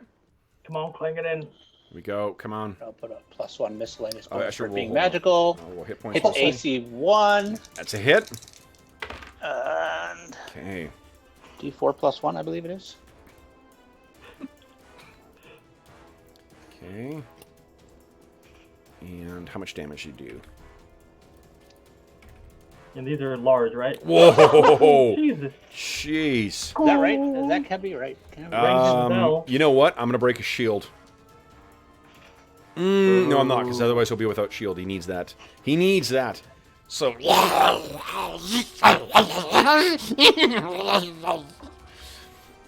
Then let's see here. Then it is Calidor and Religo are acting simultaneously with the archers. Sorry, Kev. There's no Religo strength can't bonus act to his that. turn. What was that, Dave? There's 2 points less. There's no strength bonus to that. 2 points less? Okay. Yeah. He miraculously heals. Whoop, whoop, whoop, whoop, whoop, whoop. I'm gonna put a spiritual hammer, spiritual axe in my sheet. Nice. What's the penalty to shoot to my second range? Second range -2. Okay. Oh, I'll fire at the archers then. Yeah, go right ahead. And you got back to the spot with all of your arrows planted. Yeah, that's why I went back there. Not. We got 3 you know, points left. you're just ranging them. That's all. You're just getting a sense of where they are. All right. So then, let's see here. We are going to. I'm gonna make a check here for something. Run away. Nope. The archers remain disciplined, and they're continuing to fire on the guys at the back. But So, yep. there's like 2 people not moving and then 1 firing at them. They know that you were the ones with the ranged weapons. What can I tell you? But we're You guys are targeting threat. the archers, and they hit you. That's combat tactics, my friend. but 8 I'm points literally of under a body. 8 points of damage for Dorman. So you know what's Okay. They don't like you. It just Fucking 18 on Religo. I just got him up. What? 7 points of damage on Religo. How are they doing that? That's not fair. I feel a lot better. And then this arrow comes through, skewering both of you guys. Well, what's funny is that my scoring from last time in the dungeon was there was scarring in my thigh. So let's maybe say they hit me at exactly the same spot again. It's like again. So, Calidor, it does not hit you, but it comes within inches of hitting you as well. Now, second volley from Calidor. Go ahead. On Calidor.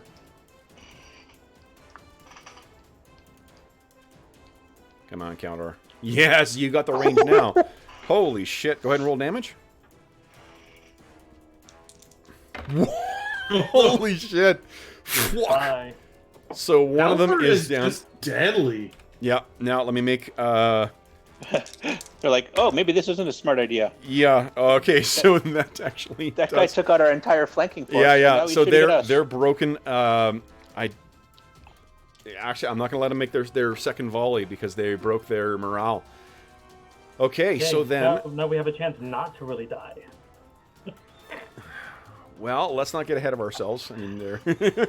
All right. There's so then. still a fang dragon. There's still a fang dragon circling overhead. Okay, so then you guys look... I guess, Caldor, you're the one who has the best vantage on how injured that Dorman and Religo are right now. Okay. Which just means I wonder whether you would let your Dwarven allies who are running forward know about that.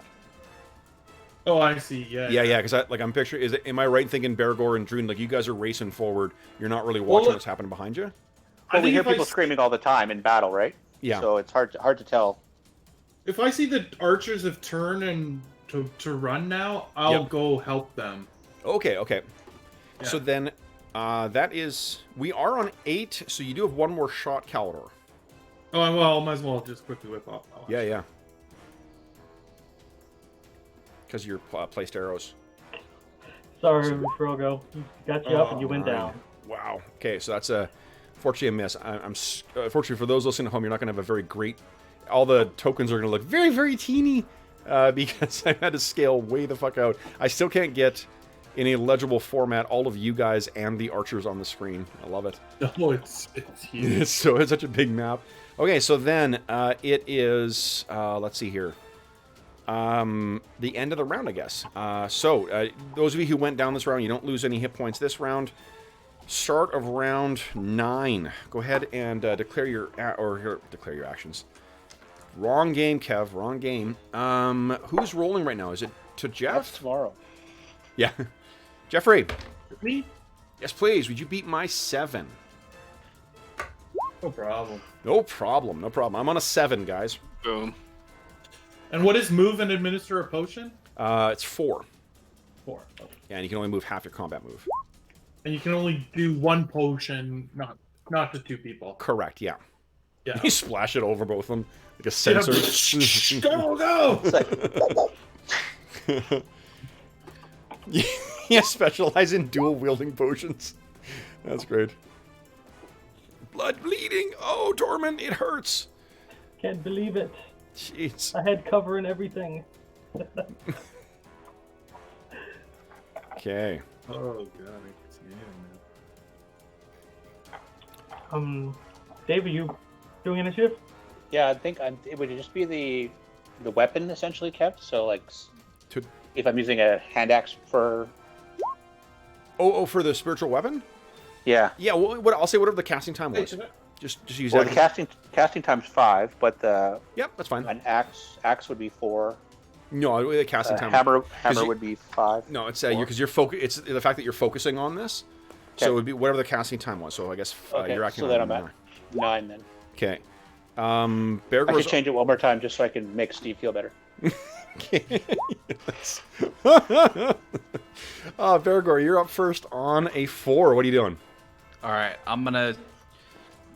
I'm slowing down. I'm just sort of jogging after him and still clashing. But after I saw that the archers are turning, I'm not racing after him or anything. Okay. So then I think if everyone is not shooting any longer, let's just drop out of combat. Oh, I was going to try to finish that guy off. Difference. I was going to finish that guy off. It makes which? Oh, you were going to which? I still have my spiritual hammer for like 4 rounds. Okay, yeah. Okay, so the thing is they get to move. But it also makes a big difference to the potion. What is Druin? What is how much can you move the spiritual hammer each round though? I was just looking for that. Yeah, if you can move it, I think it's 30 feet. Then you're okay.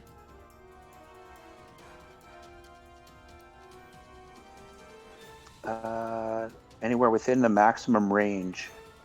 So he moved. No, it has to stay within 40 feet of me then. Okay, so it's moved away.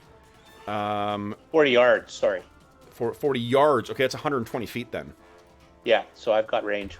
It can move within that 120 yards. Sure. Okay, so then 120 feet. They moved on a 7. Then it's Calidor is on an 8. 10. So he's moving and giving Hirilgo the potion. Okay, so let's see here. Thank you. Rilgo. He is my brother. He's my brother. No, you want Norman. I'm your brother, Sammy. I don't blame him. He's covered a lot more gore than me. He's also very dead. 5, 6, 7. 1d20 plus 7, please. I think the gods are coming after that package. They don't want your taint. Yes. 1d20 plus 7 and a d2, please, Steve. A D2. D6, right? And I actually, Oh, yeah, Go 1d20 after that and a trundle. d6. Sorry. Thanks, Arlen. I actually believe it's in the house rules that you can't use Astonishing Fortune to save the same genitals twice in one session. So. Oosh. I don't believe that. Hey, whose side do you want? Okay, so Page Steve, 3. you are critically wounded. You die unless healed to 1 hit point within a day. So you're still at 0 below and dying. And the critical hit is 1d6 of your teeth are knocked out. Yeah, Was so it any not my bumped best up? day. if you Alright. spend the point of Astonishing Fortune, it bumps it up to you're in shock, you have 1 hit point, and ghostly visions of lost companions flicker before your eyes as you awaken. Do that one. Okay, that So- sounds cool. Let's go with the ghostly visions. Yes. All right. Thank so you. that was on Druin. Oh, sorry, that was on Dorman's turn. Druin, go ahead and make your attack with your spiritual axe. Come on, spiritual axe. Oh, yeah. Get him. Ooh, that is a hit. Go ahead and roll damage. We may have to break some shields here. Oh, we definitely do. Holy smokes. Yeah, that's on that guy. Yeah, you shatter this massive shield that's in his hand. He's barking at the that glowing axe that's before him. Can you move and concentrate, Kev? I think you can move half your combat move. What did I say in the... Well, I got the house rules right in front of me. What? So It doesn't say anything about concentrating, but it said you can move and cast, but not cast and move. Yeah. I don't think... I think if you're concentrating, that has to be all you're doing. Because, like, normally if you're concentrating, that's, you know... Well, hold on. So, rules is written, you can't actually move and cast when you're casting anyway. I allow you to move half your combat move. I'm fine with that. I'll do that. This just means your adversaries will be able to do that as well. Okay. Okay. The archers have fled. Did I take them off? I did. All right. And then it is, I guess, that's the end of the round, right? So we're on to round 10. Dorman goes down by 1, unfortunately. Yep. Rilgo, you're at 1 hit point right now. Sweet. Yep. And Ouch. Being the arrow receptacle for the group. Yeah. and who rolled? Jeff, did you? Yeah. You Yeah, beat I me, I won. think. Yeah. Okay, so here we go. Everyone figured out what you're doing this round. And then, Jeffrey, would you kindly beat my 5? Got it. Yes. What's it? Very nice. I'm acting on a 5.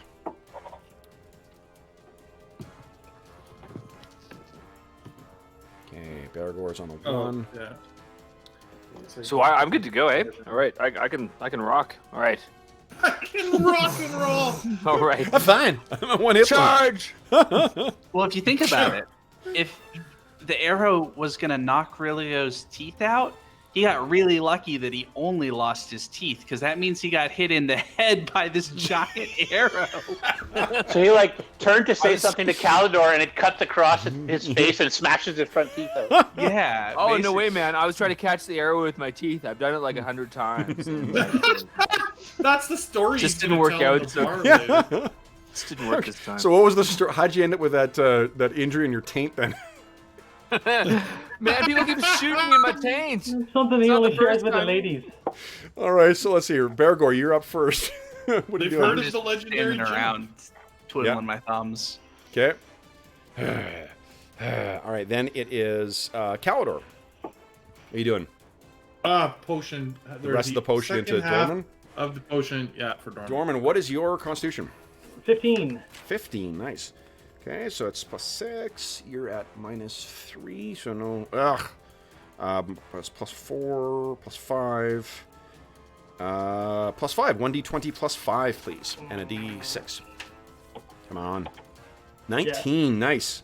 You're in shocks. You're at 1 hit point. Give me a d6 roll. 5. You suffer minor scarring. No effect, but 3 minor scars becomes a notable scar. So what do you think? What's your lingering? Well, I was cowering behind Hrogo the whole time, so I think an arrow caught me right between the shoulder blades and right through the center where it missed everything. So he got a nice little chunk of a scar there after they broke the arrow and pulled it out. Ooh. Like, Brutal. I thought I had cover. I forgot how deadly these things were. Yeah. Okay. So that was Kalidor, Rilligo. Oh, sorry, Druin. Druin, you're up next. What are you doing? Oh, I'm on a 5. 1 sec here. I got to move on a 5. Still within range. You cannot escape me. 4, 5, 6. Okay. That is definitely a hit. Rage, you're playing it in. Oh no! So close.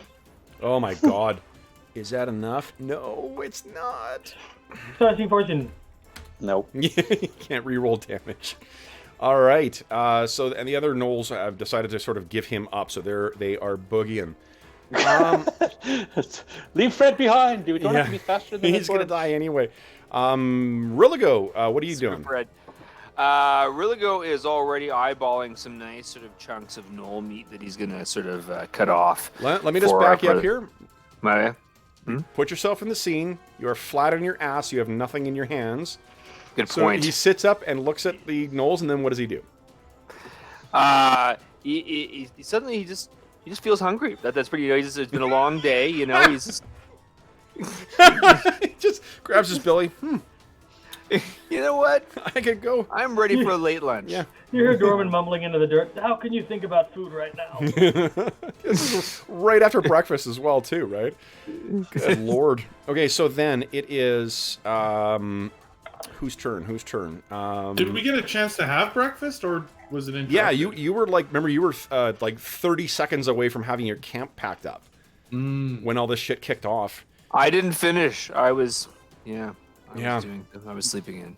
All right, so then let's see here. That is the end of. So Rilligo, what does he actually do? Does he grab his spear? Does he grab his bow? He slowly gets up. He slowly gets up using his spear to help get him up, and then he sort of stands there and sort of gazes around, seeing that the fight is over. Okay. So then I think that's the end of the round. We're on around. Let's see here. So really, if I win initiative, the other 3 gnolls are gone. It's really just this last guy that Drew needs to drop. So let's initiatize here. I forgot to move my 10 feet last round. Whatever. I don't know Go if ahead. that's No, gonna make go ahead and move yourself. That's fine. You would have been able to move anyway. So, all right. Then I think it's Jeff still, right? He crushed it. Jeffrey beat my 5. Oop, 5, 5, 5. There we go. 5, Yeah, 3. he did. Nice. Okay. So I'm moving on a 5, which means I think these guys they're gone. It's just Kalidor. Damn. And Druin, you're acting 1, 2, 3, Oh, yeah. 4, 5, 6. Is that still in range? Tell me it is. Come on. If I move 10, I go to beside Bergour, and then Yes, he is. still within 120. Awesome. Go ahead and make your attack roll. Come on, Clayton. Come on. As a hit. Go ahead and roll damage. Come on. Yeah. What does it look like as the spiritual axe takes him down? I think Druin's quite happy with axes to the back of the neck, so it goes like, right for the spinal column and little diagonal chop and right behind the helmet and above the armor. Amazing. All right, so as this thing drops, do you stop concentrating on the spell? Yeah, I let it go. Okay. All Hey, Bergour. right. So, I didn't want that one to get away. okay, so... Clearly. Yeah, no kidding. Okay, let me put down the... Sorry, I didn't mean to shout the mic there, guys. Fucking Madison. All right, I'm just quickly writing down the... hit dice and stuff that you guys defeated. All right, so that was... Oh, boy. Dorman climbs to his feet and he shouts out, "Next time, I'm staying invisible and color spraying them."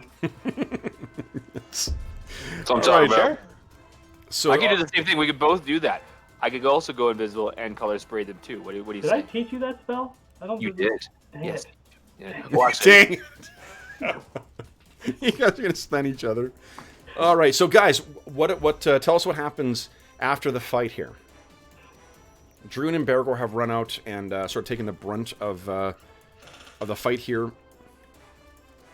Well, I don't particularly taking the brunt of it, but Sorry, they tried at least to be in the vanguard there, but And archers.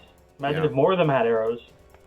probably walk back kind of backwards, making sure they don't double back on us. But and then Bergour, eventually you reduce back to your normal size.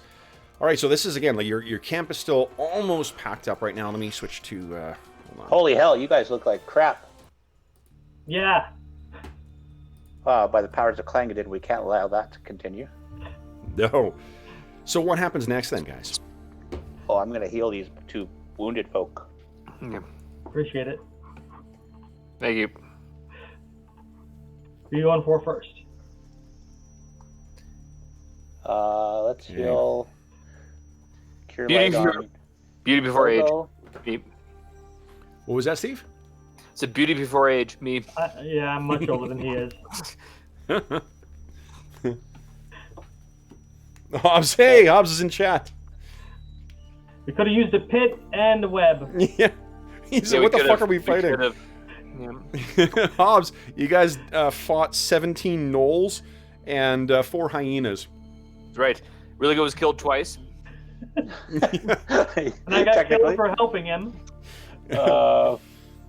Oh man! All right, so guys, so you come trotting back here. You can hear the yelping of these things and shouting as they're running off in the distance. And just because of the nature of this terrain of the plains, you can hear it coming from quite far off.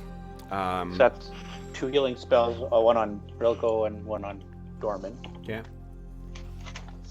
Praise Clangadin. Nice. Oh, I will have to teach you the spelling of our great lord's name.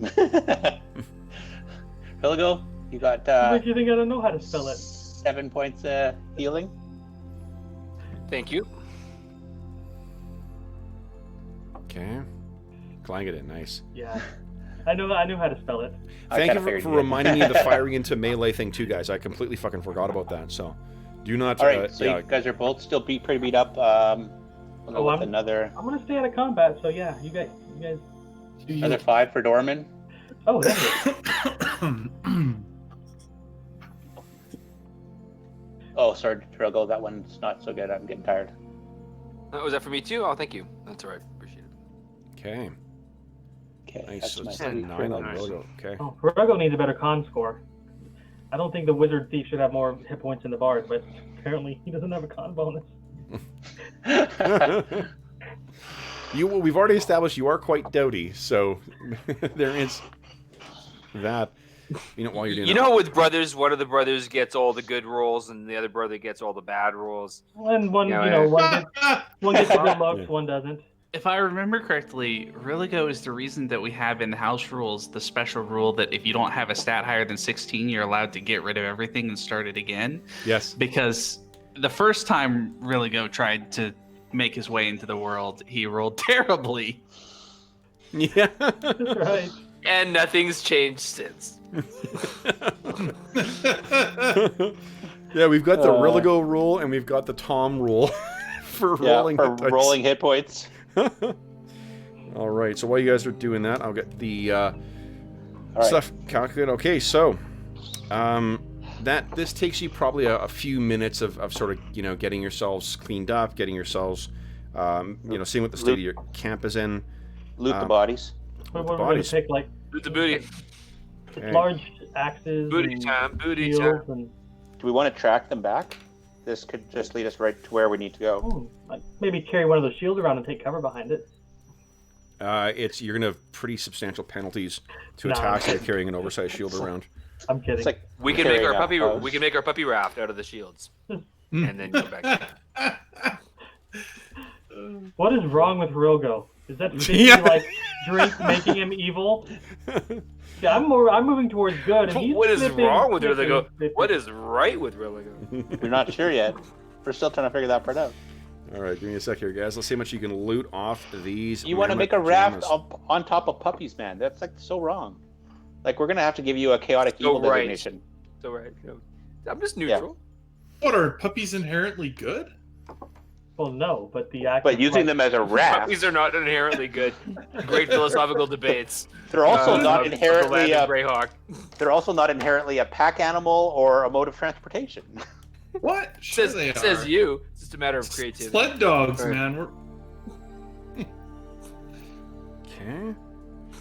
I think they've spent too much time cooped up training, and they need to get out and kill stuff to get rid of those impulses.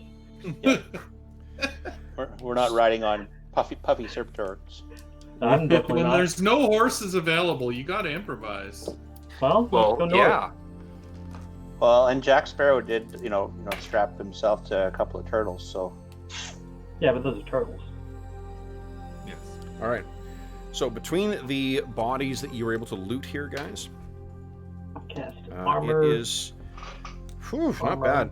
A total of Also, Enlarge. go it's ahead. like a Total major up. plot point in that movie that he lied about doing that.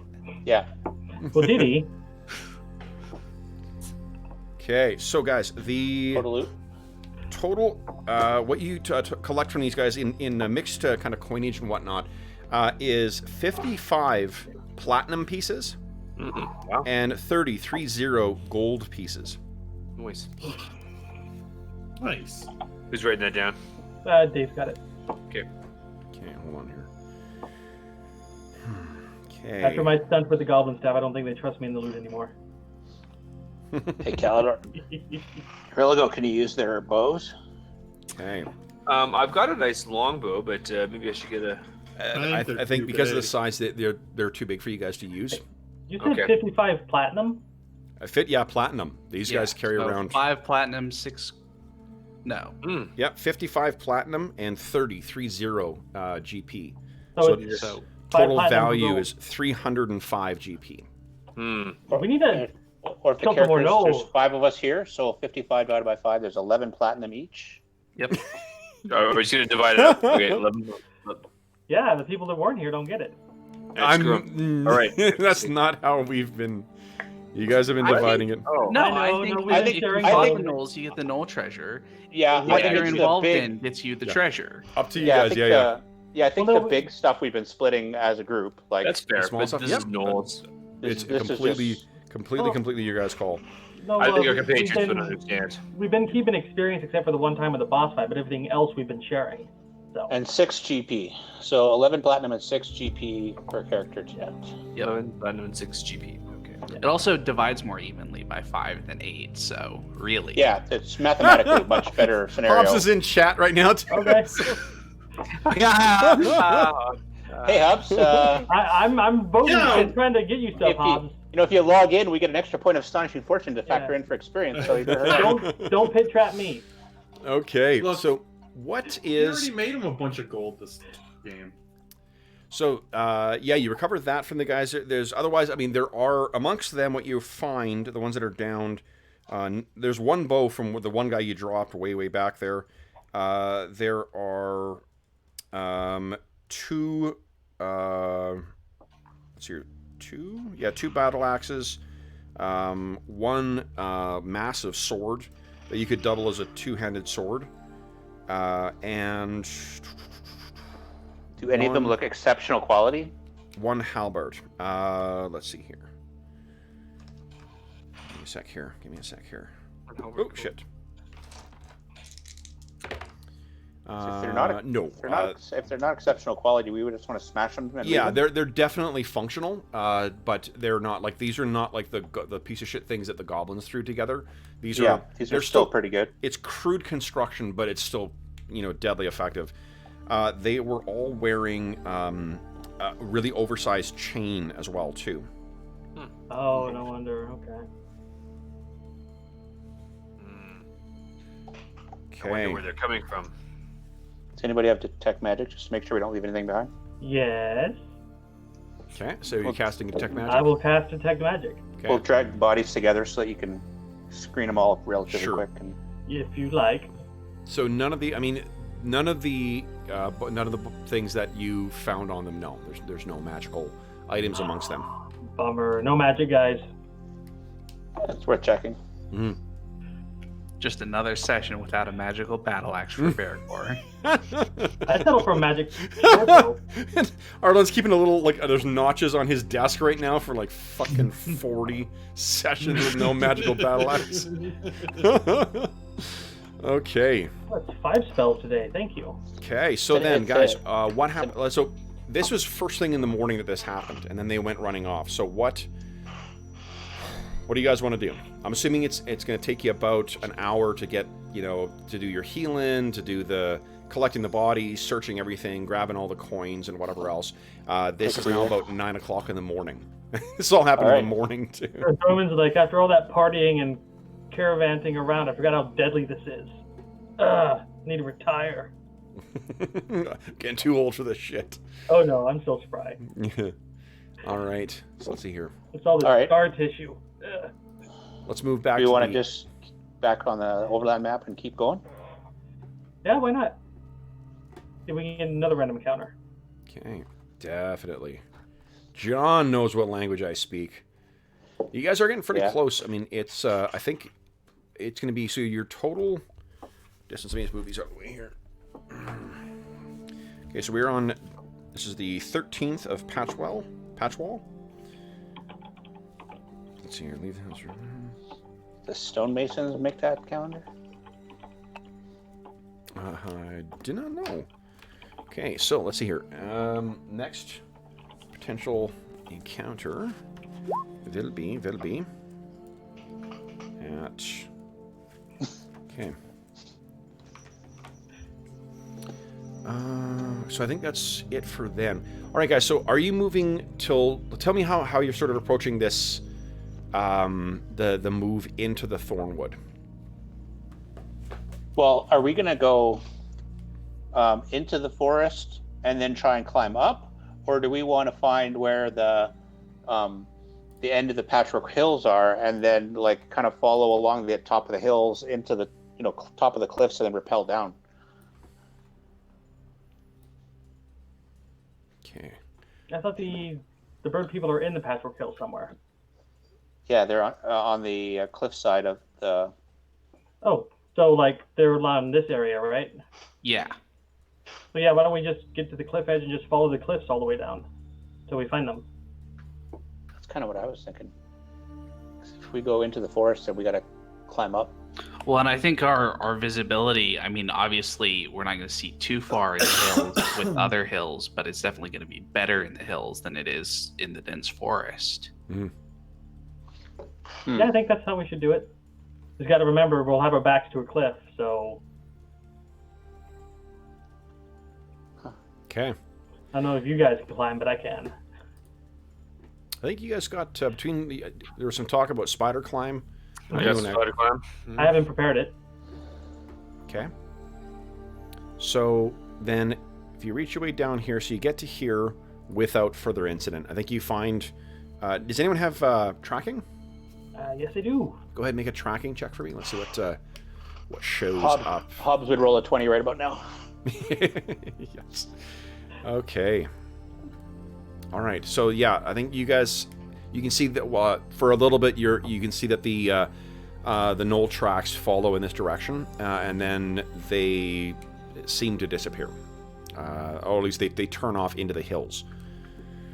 You carry on, and then you guys finally reach the edge of the Thornwood, and you may have forgotten, because it's been a couple months since you've been last in the Thornwood, but getting back here and seeing just how thick this forest is a reminder of just how overgrown and primal that this region is, particularly down here where it's got no touch of civilization, perhaps in the millennia. So you turn, but what you can see slowly going up on your, if you're turning south on your right, is the cliff face, and moving through the forest. Let's see here. You're going to be dropping down. You moved about 4 miles before, which left you about 2/3. So I think you can move about 6 miles to, wrong thing, 6 miles in the woods before you have to call it a day. So it's about there, I think 8 feet. So let's move you along here. So that's how far you guys can travel in the full, about there. So let me check for random encounters here. Everyone's favorite. Oof. So you guys, those listening at home, may be familiar, but it's different terrain have different chances and different frequency of random encounters. Stay out of the swamps. Yeah, stay out of the swamps, indeed. Okay. Even the hills are not so good. Okay. So, you guys make your way along here. Tell me a little bit about what's going through your mind as you are going along here. What are your characters doing, knowing that apparently the Noel threat is real and that they lurk somewhere near here? Hell yeah, it's real.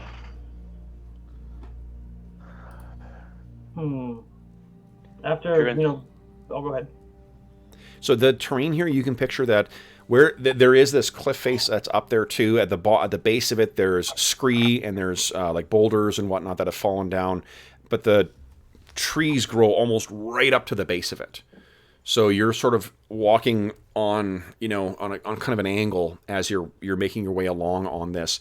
There still is enough like free space so you can get a good vantage on the cliff. You're not like looking directly up at it, at least not for most of it, but there are points where the forest has actually grown right in, so you kind of have to cut through the forest a little bit and then get back to the cliff face.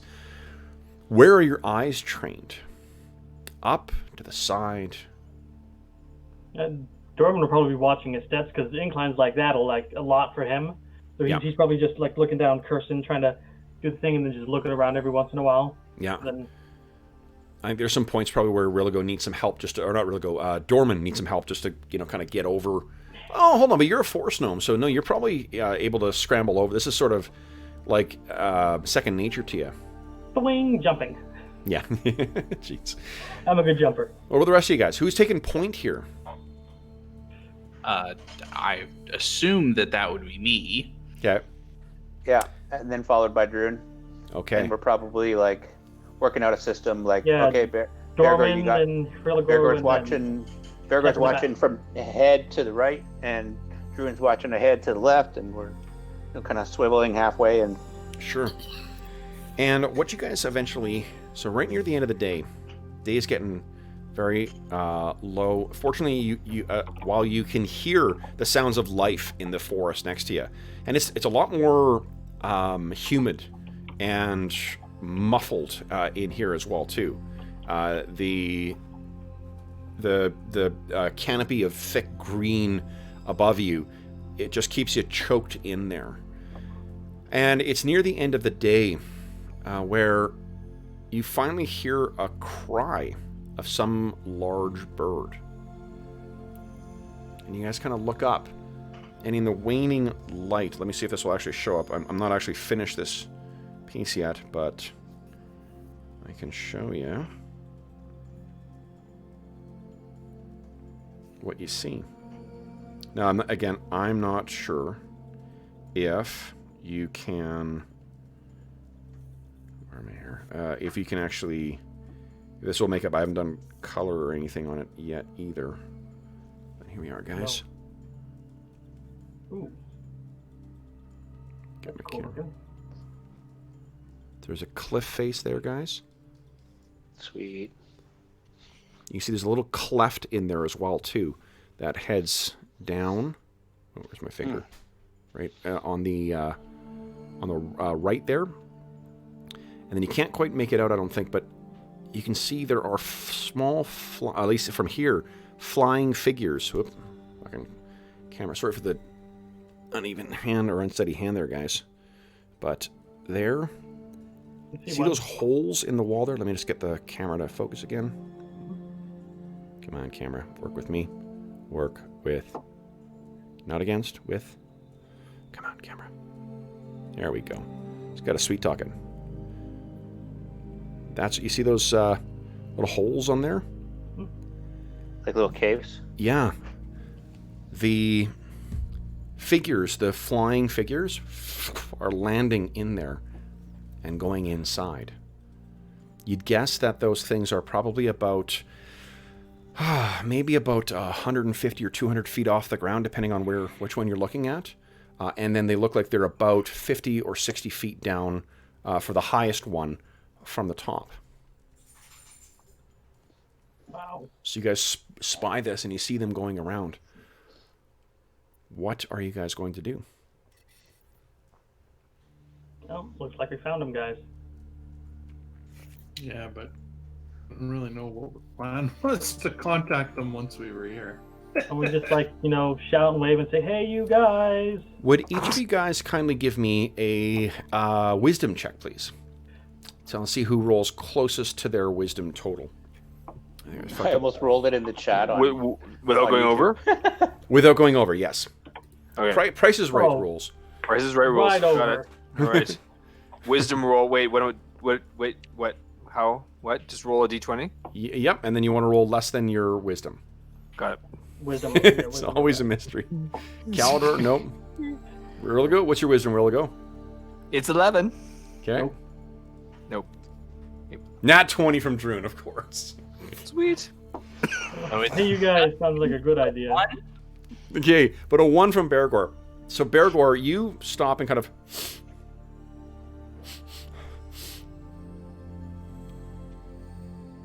It's campfires. And you look forward and you can't see anything coming up before you, but in that pale pink sky, you can see black tendrils of smoke going up from above the cliff top. You'd guess there's at least, 8 to 10 tendrils of this going up. Greasy black smoke. You know what a cooking fire looks like, with the drippings falling onto it and casting that oily black smoke up. And I think when you narrow your eyes, you can see, looking over the side, down at these things, is the strange, wrong, hunched figure of a Noel. The Noel camp must be atop this cliff. Well, it's a good thing we didn't go that way. Shit. So, what are you guys doing? Good work, gang.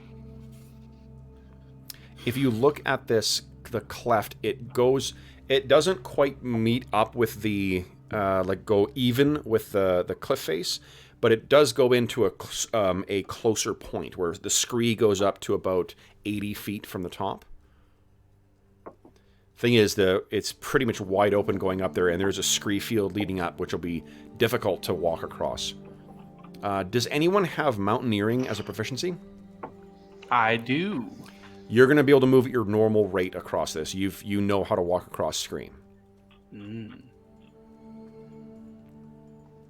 So what do you make of that, guys? I see all of your minds. I see those wheels turning. What are you thinking? I say we approach them. Okay. Hail them. Bring one in to talk and let them know we're here to help. Hello, friend Knowles. We also hate these feathered things. Or is that not what you meant? No, the Aarakocra. The flying ones. I'm just being an ass. Okay. Hello, friend Noel. Let us into your camp so we can kill you while you sit there. Nice. What are the rest of you guys thinking? So that's Druin's thinking that to approach these guys? Yeah, definitely need to make ourselves known. Dorman's idea was to go invisible, climb up the wall, and say hi, but that would probably end up me falling from a cliff. So I have a feeling they're going to be gnolls watching to see what happens, and if they got a camp up there, then they're probably taking pot shots at these flying things whenever they can. So we got to be careful. You're right that where the shadows are being cast at this time of day too, it would be very hard to see those flying creatures. So I only pick up on that because Dorman's a militant wizard, so he kind of has that in the back of his head. Yeah, love it. Well, and we got to think that if they've been under siege, they're not going to be open to just talking with anybody. They're going to be suspicious of anyone who comes along. So we'll have to be careful what we say. Absolutely. So I vote Hurlgo goes and talks to them. He's going to try to eat them. Me with my 8 hit points. So, Calder, what are you thinking?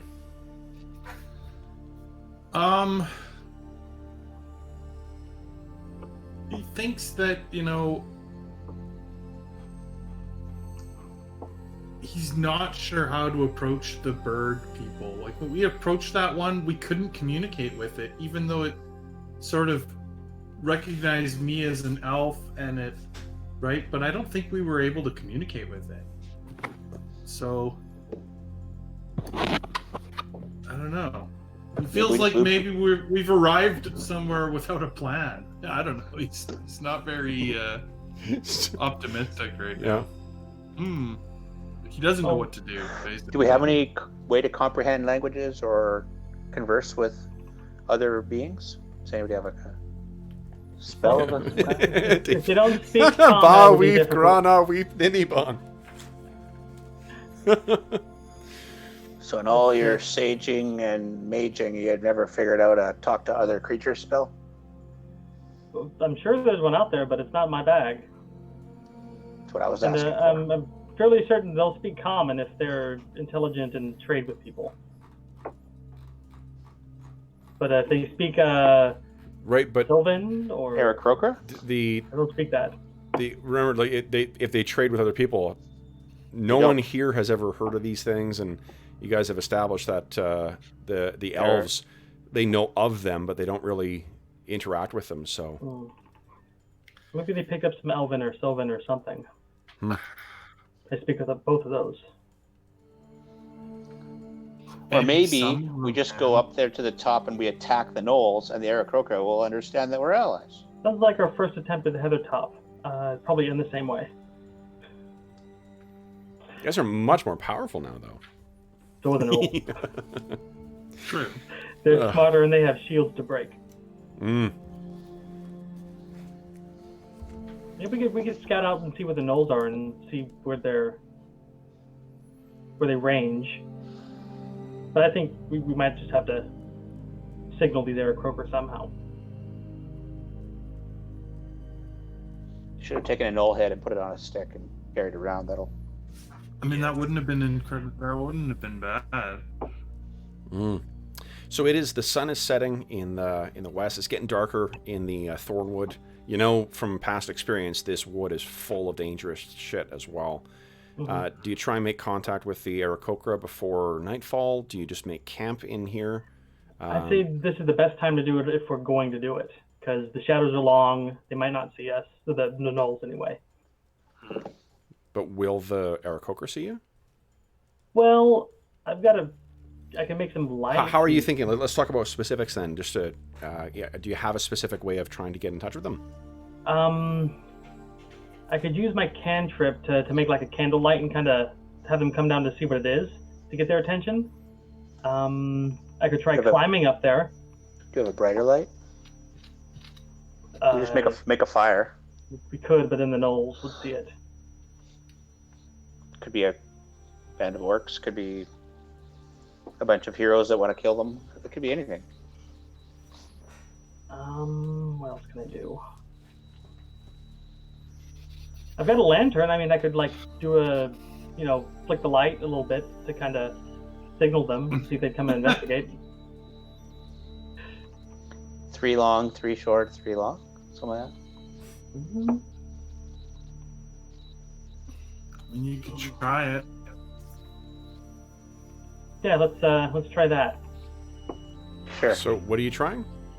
I'm going to light a lantern, kind of keep it hooded, and then go towards the base of the cliff and uncover it, a few times, and see if it'll catch somebody's attention. Go down there without any weapons on me. Okay. Anyone? Arlen, any thoughts on this? So, Talk me Norman, out. let's say this actually works and an Aarakocra comes down to you. What are you planning on, doing in terms of the communication part of letting them know that we're here to help? Well, I'm going to first try to see if they speak common, because they might. If they don't, I'll try all my other languages, see if they speak. Do do do do do. So, I guess my point is, it seems like our best bet in terms of making any type of kind of connection or right. Serene was going to come and see what she could do to help the Aarakocra. Mm-hmm. If she's here, she's probably our best point of contact. Maybe we should think about what's a good way to get her attention instead of just the general attention of an Aarakocra. Okay. Do you guys have some kind of? Do we know some like animal calls or anything like that? Animal lore? Oh, I know lots. Maybe do some tracking to see if Serene's been in the area. If she's flying, I can't track her. Huh? If she flies, I can't track her. Good point. She flies? Does she? Isn't she just a ranger? Who knows what she is? Well, I thought she was a demi-human ranger. Yeah. It's just hard to track things that are flying, that's all. So, yeah. Yeah, I really don't know how to get her attention. So why don't we say that? It sounds like you guys need to discuss this. Why don't we say you guys are going to make camp? I think Okay. that's probably what Okay. we... Yep. I guess here's something else that you guys Hours. could point out is put yourself in the position of the Aarakocra. If you see a light in the dark and you're under siege by gnolls, what is your likely response? You're not going to go That's near more it. Noel. Yeah. Yeah. Kev, can you share Serene's picture? Oh, yes, I can. Yeah. Serene, where are you? She's the one that... Here we go. She's about 10 down from Yeah. the top of the handouts. Here, guys. So this is the Ranger Serene, who had been primarily looking out for the western, Nice. western Heronshire. And she seemed to cover all of that region as well, too. The Blandride Hills in the north, Patchwork Hills, and then the farming communities and so forth that are there. We don't have any rangers in our group, right? Nope. No. But We have Dorman, Elanion who has some of those kind of skills. and but Dorman not a has real ranger. tracking or survival or tracking, hunting, direction sense. okay, so you've got some ranger skills. So maybe you could see if she's been in the area. I could. So that would have to be daylight anyway, I suppose. Yeah. Yeah, that'd be Yeah, tomorrow. I think we're settled to make camp at least We for should now. Okay. Find a concealed place where, like, maybe there's not a cave, but an alcove in the cliff face, so we can limit our exposure to the woods. Sure. Yeah, if you like double back or go forward a little bit further, you can probably find a place where you could keep the at least the what do you call it, the light of the fire. You can also keep the fire lower. It's really hot. Like you don't need to worry about heat so much for this. Give me a percentile roll, someone. Let's see if it's raining. They do that. He's the weather guy.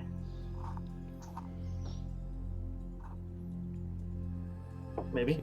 Anyone? Not raining. So it's dry tonight. It's dry. It's a summer night. You could have a low fire that would actually have reduced. It would have reduced heat, but it also would be visible from a much shorter distance.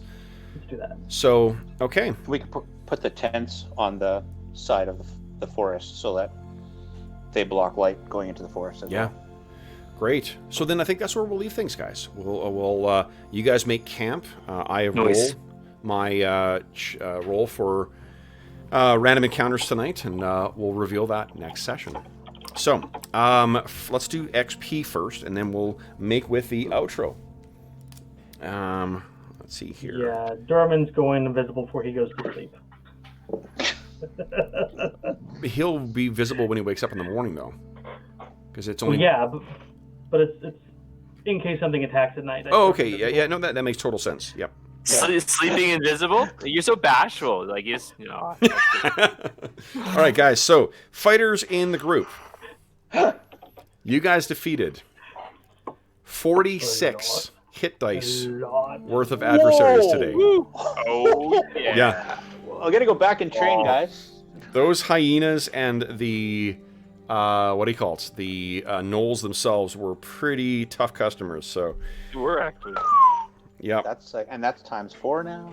I'm a little jealous now. Then the thieves in the you would have each walked away with 61 GP. So it's 60. It's 122 XP for Religo and for Dorman for your thief classes or rogue classes. 122. I'll let you guys calculate your... Oh, and Steve, for you, that's 46 times 5. You get 230 extra XP. Nice. For having defeated those things. And let me give you your total XP here, guys. I cast a lot of spells today, guys. You did. Yeah, you did, man. Well done. I got 600 experience. How many points of Astonishing Fortune are left? Nice. 2. 2? Okay, so plus... Too bad I only do 50 points per non-combat spell. No, Nice. I don't get XP for casting spells, do I? Though, so it doesn't matter. You don't, no. Only from the from loot and from defeating adversaries. The hit die is big enough. That's all you need is a... You also get, if you spend time crafting a like a mandolin, you definitely get XP for that too. Oh. No, I'm lying. Oh. But not any other sort of instrument. No, just nothing a else. mandolin. Only mandolins. Yeah. Here's my loot. You got nothing. And you gotta sing a Bruce Hornsby song while you're doing it. Yeah. No. All right, so guys, you gained everyone. This is before your prime requisite bonus. Everyone walks away with a crisp, cool 228 XP today. Times 1.1, 1595. Congratulations. That's a lot of experience. All right, and let me. 228. 228, yes. Yeah, and then maybe someone put in chat that you have not had natural healing yet, because if anything happens tonight, we can. Yeah. Natural healing. So that 46 hit. Are you saying that when you get that feeling, you want natural healing? Exactly. All right. So 46 hit dice though. 4-6, yeah. That's like, oh, that's crazy. Yeah, it's well, I mean, each of those gnolls, you fought 17 gnolls and 4 hyena. The hyena had 3 hit dice each, and the gnolls had 2 hit dice each. So that's a significant amount of experience. Yeah, that's like I 1840 think for I a have 4th level. XP for both of my 5th levels now. Shit. All right. So wait, so that 228 is for the 46 gnolls for each of us? No, 228 is everything you've gained, from the money you gained from recovering them, from the leftover astonishing fortune, and from defeating the gnolls. You also get that, what did I say, 230? 228. Yeah, 230 is what Religo gets. Yeah, so you'll also get 230 from defeating adversaries, and then I don't think you use any thief skills, so... and then you also get the money, whatever the money was I said. And the money. 122, so yeah. Steve, I can tell you, so what you should have in total... I got it, yeah. You got it? Yeah, I got it, yeah. Okay. Cool. So... Wow. You should have... 580 should have been your total for today, 580. Not too bad, all right. Yeah, pre-primer set. All right. So, for those listening at home, thank you so much for joining us for session 40, the big 4-0. You guys have finally, opened the can of gnolls. So, we are into a new phase of our campaign. As always, if you have any comments, questions, or concerns regarding the game or the campaign, please do not hesitate to leave a comment in the comment section of the video, and I will endeavor to reply in a timely fashion. In addition, if you want to contact me directly, you can reach me on Twitter at Dungeon Musings. You can reach me by email. My email address is dungeonmusings@gmail.com. You can also find a link in the description of this video to the Dungeon Musings Discord server, where we have channels dedicated to this campaign and every other campaign we run on the channel. In addition, there's channels dedicated to AD&D in general. We've seen a couple people starting to share their house rules as well too. You can find the house rules that I run or use on the campaign on there as well. There's also groups for channels for finding a game, for discussing playing online and streaming games. So if you want to know the sort of pros and cons of the different virtual tabletops, you can find that on there too. So lots of cool stuff, and all of our players are of course active on there as well. In addition, there is a link in the description of the video to something called Heroes Save Villages. That's the charity fundraising campaign that we run on the channel. It benefits the SOS Children's Villages International Charity, a really amazing charity, active in over 130 countries, that benefits over 80,000 orphaned and abandoned children.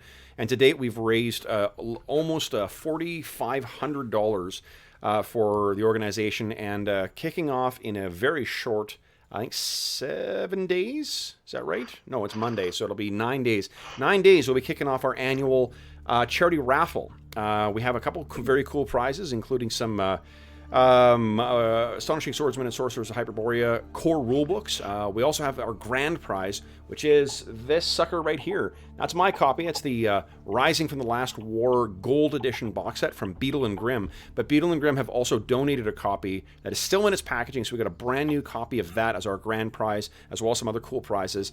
Raffle tickets will be $25 Canadian, which works out to about 100 works out to $17 American or so. Each raffle gives you one chance to win that, and all donations, as with all donations to Heroes Save Villages, all of it goes to SOS Children's Villages International. None of it goes to the channel. None of it goes to any other middleman. It all just goes to help the kids who benefit from those services. So it gives you a cool chance to win some cool prizes and also help out some kids. And what hero does not want to save some villages? I also will say, if you enjoyed the session, be sure to click on subscribe and the bell icon so you know when we're going live. You can also find information about when our sessions are happening on the community tab on the Dungeon Musings YouTube channel. You can also find it on Twitter. You can also find it on the Dungeon Musings Discord. And if you like the session, please click on the like. That helps us with our the way that we spend our ill-gotten gains from advertising and from our Patreon is to help get stuff for the players. I mentioned at the outset of the session, we have so far managed to get 3 second edition players handbooks that will be very soon going off to be in the hot little hands of our players. So we thank you very, very much for that. And for those who are supporting us on Patreon, thank you so much for that as well. It's going to be pretty cool when we're all able to hold up the same copy of the players handbook. And speaking of the players, last but not least, I want to give a big, big thanks to my players. What a fantastic way to end a week. So Jeff, John, Arlen, Dave, and Steve, thank you so much for playing today, guys. I had a fucking blast trying to kill you with Noel. So Holy hell, yeah. Yeah, those were tough. That was an awesome fight. Oh, yeah. Fantastic. And, and they're breaking their shields and stuff. Like, oh, man, shit, they're doing our stuff on us now. I'm going to have to start using actual illusion spells to make a gnome 5 feet away from me so they can shoot at it. Don't you guys have, do you have mirror image? I do, I just didn't prepare it. I didn't think I'd be arrowed with gnomes while undercover. Nice. Well, actually, I did prepare it. I just didn't have a chance to use it. Awesome. Yeah. So then, until next time, folks, thank you again for joining us. And we hope in the middle of at the time of recording, we're still in the middle of this COVID crisis that's affecting the entire planet. We hope that this finds you healthy, safe, and weathering the current crisis as well as can be expected. And until we see you again, thank you again, and happy gaming.